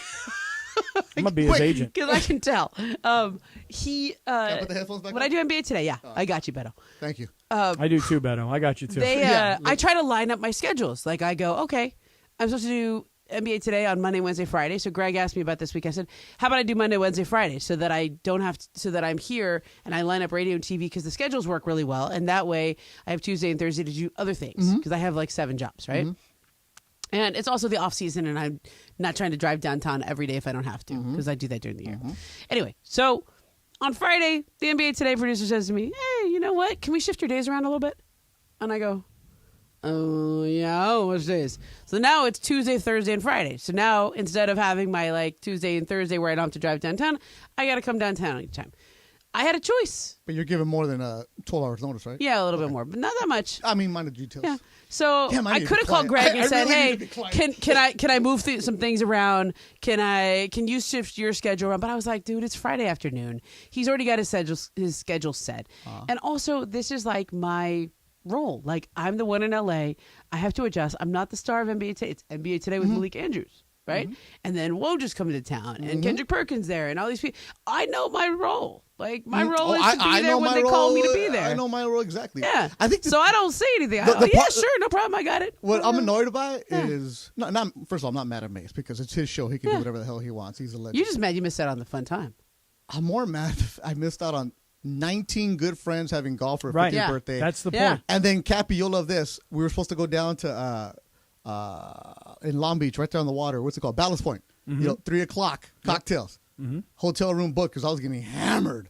Yes, I can't miss out on that. I'm more upset about that. But wait a second. Did you not have plans originally to go to the Fernando Mania event on Friday night? So I booked that after I knew I was going to do the show. Right. Once I knew I was going to do the Mason show. So damn. I sound like I'm crying. Boy, they really screwed you up here, man. Did you go to the Fernando thing? Yeah, I did, but it wasn't in.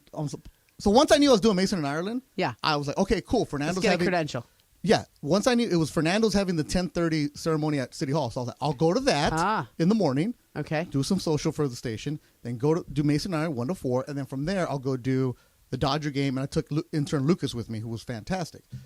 Once the Mason, so I had already canceled all the stuff with my friends because I was going to be working all day. Right. And then once Mason said I came back, you know what? I canceled the morning stuff. This is a know your role. This is like the role we're in sometimes. And the only reason I even went to the Fernando thing was because intern Lucas had never been as a credential. And I made sure it was his last day before he goes back to Ohio State. We had a great time. We got go check out the video, Miller Lite Minute on Instagram. But it was great to be there, but I mean, you really should have been with your buddies getting drunk. Cappy, Cappy, there's nothing better than the afternoon buzz after you played golf for free. Right. And then you know that you're going to pass out, and then there might be a double blackout in your future. I would argue. Man. Nothing like the 6 p.m. buzz, drunk, sleeping, and you wake up at 9 like fresh. What's up? Jello shots? Let's go. Jello shots. Hey, man, we're turning 50 once. That's what you do, man, when you play golf all day. Cap, I was so tempted to just go to Yamava. I showed intern Lucas around Dodger Stadium, and my boy Super Steve was out there. He had a room for me too. He had a ticket for me. I was tempted, but then the traffic was 2.5, so forget it. Oh, dude, tell me about the game. Me and George both had like major. Did George traffic. make it on time? He did, and I just barely. I mean, just barely. Because I was on the show with him here in LA where he wrapped at 1, and he was like, I have to leave at 1:02. Like, I need to be in the car as soon as I can because I was like, he's like, Friday afternoon driving out. I figured if Friday east. night traffic, it'd be better, but it was just a mess. So we had a great time, and so on Friday when I got here, I was talking with Greg, and Mason was like, hey, come in studio. And I was like, nah, I don't want to talk because I knew I was going to go off. I love Mason. That's smart. But I was like, it wasn't going to be a bit. I was legit pissed. Yeah. So I was like, nah, maybe not. And then Lucas came and got me, and then Mason's like, hey, what's up? I was like, Mason, I want to talk, but we got to go. We got to go. That's smart. We got to get smart. the credential. Yeah, but don't say it. Again, there's no beef with Mace at all. It's fine. It's his show. He should come back. He's fantastic. Yeah. It was good. But damn, I'm just more pissed off Morales about the thinks hotel he room needs I lost. a new bit. He thinks he needs a new aura. He has to reinvent himself. Mason? Morales? Yeah. Morales was like just trying to light a fire under him. Oh. Was saying that about Mace, not about Yeah. himself. Oh, I thought he was about himself. I'm like, oh, Chris Like he said, you did such a good job. We had fun. John and I had a lot of fun. Plus, Pepe and Michael were in here. How easy a show is that? I stole money that day. So you made up for the money that Yeah. might have been there Friday. No. You I didn't steal think they that paid much. him for Friday. I think they paid him. Because some of the people that played golf on Friday suck, and it was a skins game, Cappy. So a lot of money on the dough. A Right, lot of so pressing. dude, you lost a lot of money. You lost a lot of money on Friday. Yeah, there was some hacks playing, bro. Right. You didn't go to take those fools' money. No. You didn't drink your friend's beer. No. You didn't play your golf course for free. No. You know, you didn't go to Ballast Point in Long Beach and then pass out at 6 o'clock to wake up fresh and say, "Let's go at 9 o'clock. Let's do Jello shots." Come on, man. None of this happened. No. And in fact, I'll go a step further. You went to the Fernando event at City Hall early. No, I didn't. I canceled that. Okay, 'Cause work I with me here. I'm your lawyer. Then jeez. you showed Two up in youths. the radio station, and you were invited to go on the air. And then lastly, you went and produced content that night from Dodger Stadium. Correct. You should be paid. So, Andy, how you doing, man? I would argue if you were Cappy as Beto's lawyer, I would make the argument that Beto's whole experience is actually something you can't even put a price on. You know what? I'm more can't even pissed put a about the price golf. on Man. this I mean, it's my experience. buddy turning 50, and then every year he has this tournament, and he sucks at golf, but he has a tournament because he doesn't really get to play. So it's easy to just, and he pays for everything because he knows that he's that guy. So that's what I I mean, missed you got out a on. kid going to college. I Like, this stuff is I drop him off on expensive. Tuesday. We're leaving. Oh yeah. my gosh. Yeah, Mateo's gone. Yeah, we had his going Where's away he party. going? He's going to go to Drew University, a Division III in New Jersey. Oh, so far. Yeah, so he's going to play. It's a cool little school. It's right next to the Jets practice facility. It'd be great. We had his going away party yesterday with the Taco Man and everything. We had Is a he good time. excited? Yeah, he's been trying to leave for the last year. he's mature. He's mature. He wants to grow up. He wants to leave. So a lot of his friends are football players that have been gone since they graduated. They graduated early, so he's kind of just the last one You waiting got some to go. empty nest stuff going on. No, I got the 13-year-old Michaela. We're good. Okay. we are Okay, now good. this being, you said it was a D3 school? Yeah, D3. That he's going to. How easy will it be for you to watch his games? They stream everything. Okay. Yeah. They have a YouTube component. So yeah. Like the Kamenetsky So they're at the brothers level do. of the Locked On Lakers Right. Yeah, so podcast. it's cool. So they travel down to DC. They go to Catholic University. They go to Goucher College in Boston, and I'm ready to go when they play University of Scranton. Go see Michael Scott, maybe. Yeah, what right. position does he PA. play? He's 6'2" Mexican. He's shooter, no D. 3, no D. But yeah, no, it's a great opportunity. He wanted to play in college. We found a school for him. It's hard to find the places to go, but it's great. It'll be fun, man. It is funny you say that it's hard to find places to go because these recruiting guys will tell you, you know, there's a place for everybody. If you want to keep playing, there's a place for everybody. And Yeah, then pay you're me like, $5,000. Oh, I'll send your somebody stuff like, around. I want to Yeah. play. I want to keep playing. Can you find me a place? And then they're like, sorry, we can't find you. There's a place. place to play if you have grades. He had really good grades. So like he didn't get recruited. His grades got recruited. What's the NIL money like at Drew? But actually, hold on, because Oh it's my so God, close to really? New York City. It's in the town is called Madison, New Jersey. So a lot of the homes there were used for the Sopranos, like where Tony lived.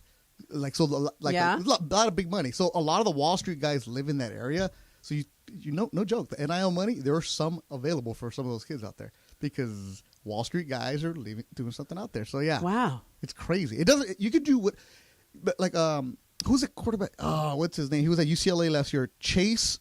I follow him. He was the UCLA's like third string quarterback, and this kid has made a career now of being NIL expert. Chase Griffin, Chase QB 11, did not play maybe a couple downs at UCLA. Yeah. He is now a Chase athlete. He learned how to use his name Chase with Chase Bank. Okay. He created so many different NIL businesses Oh, my because he was a UCLA athlete. Yeah. So if Smart. anybody wants anything to do with UCLA, Chase learned how to do it. So yeah, it's you don't have to play. You just got to be in the right what's spot. like, I think. Oh, Momo, let me tell you what they do out at Stanford.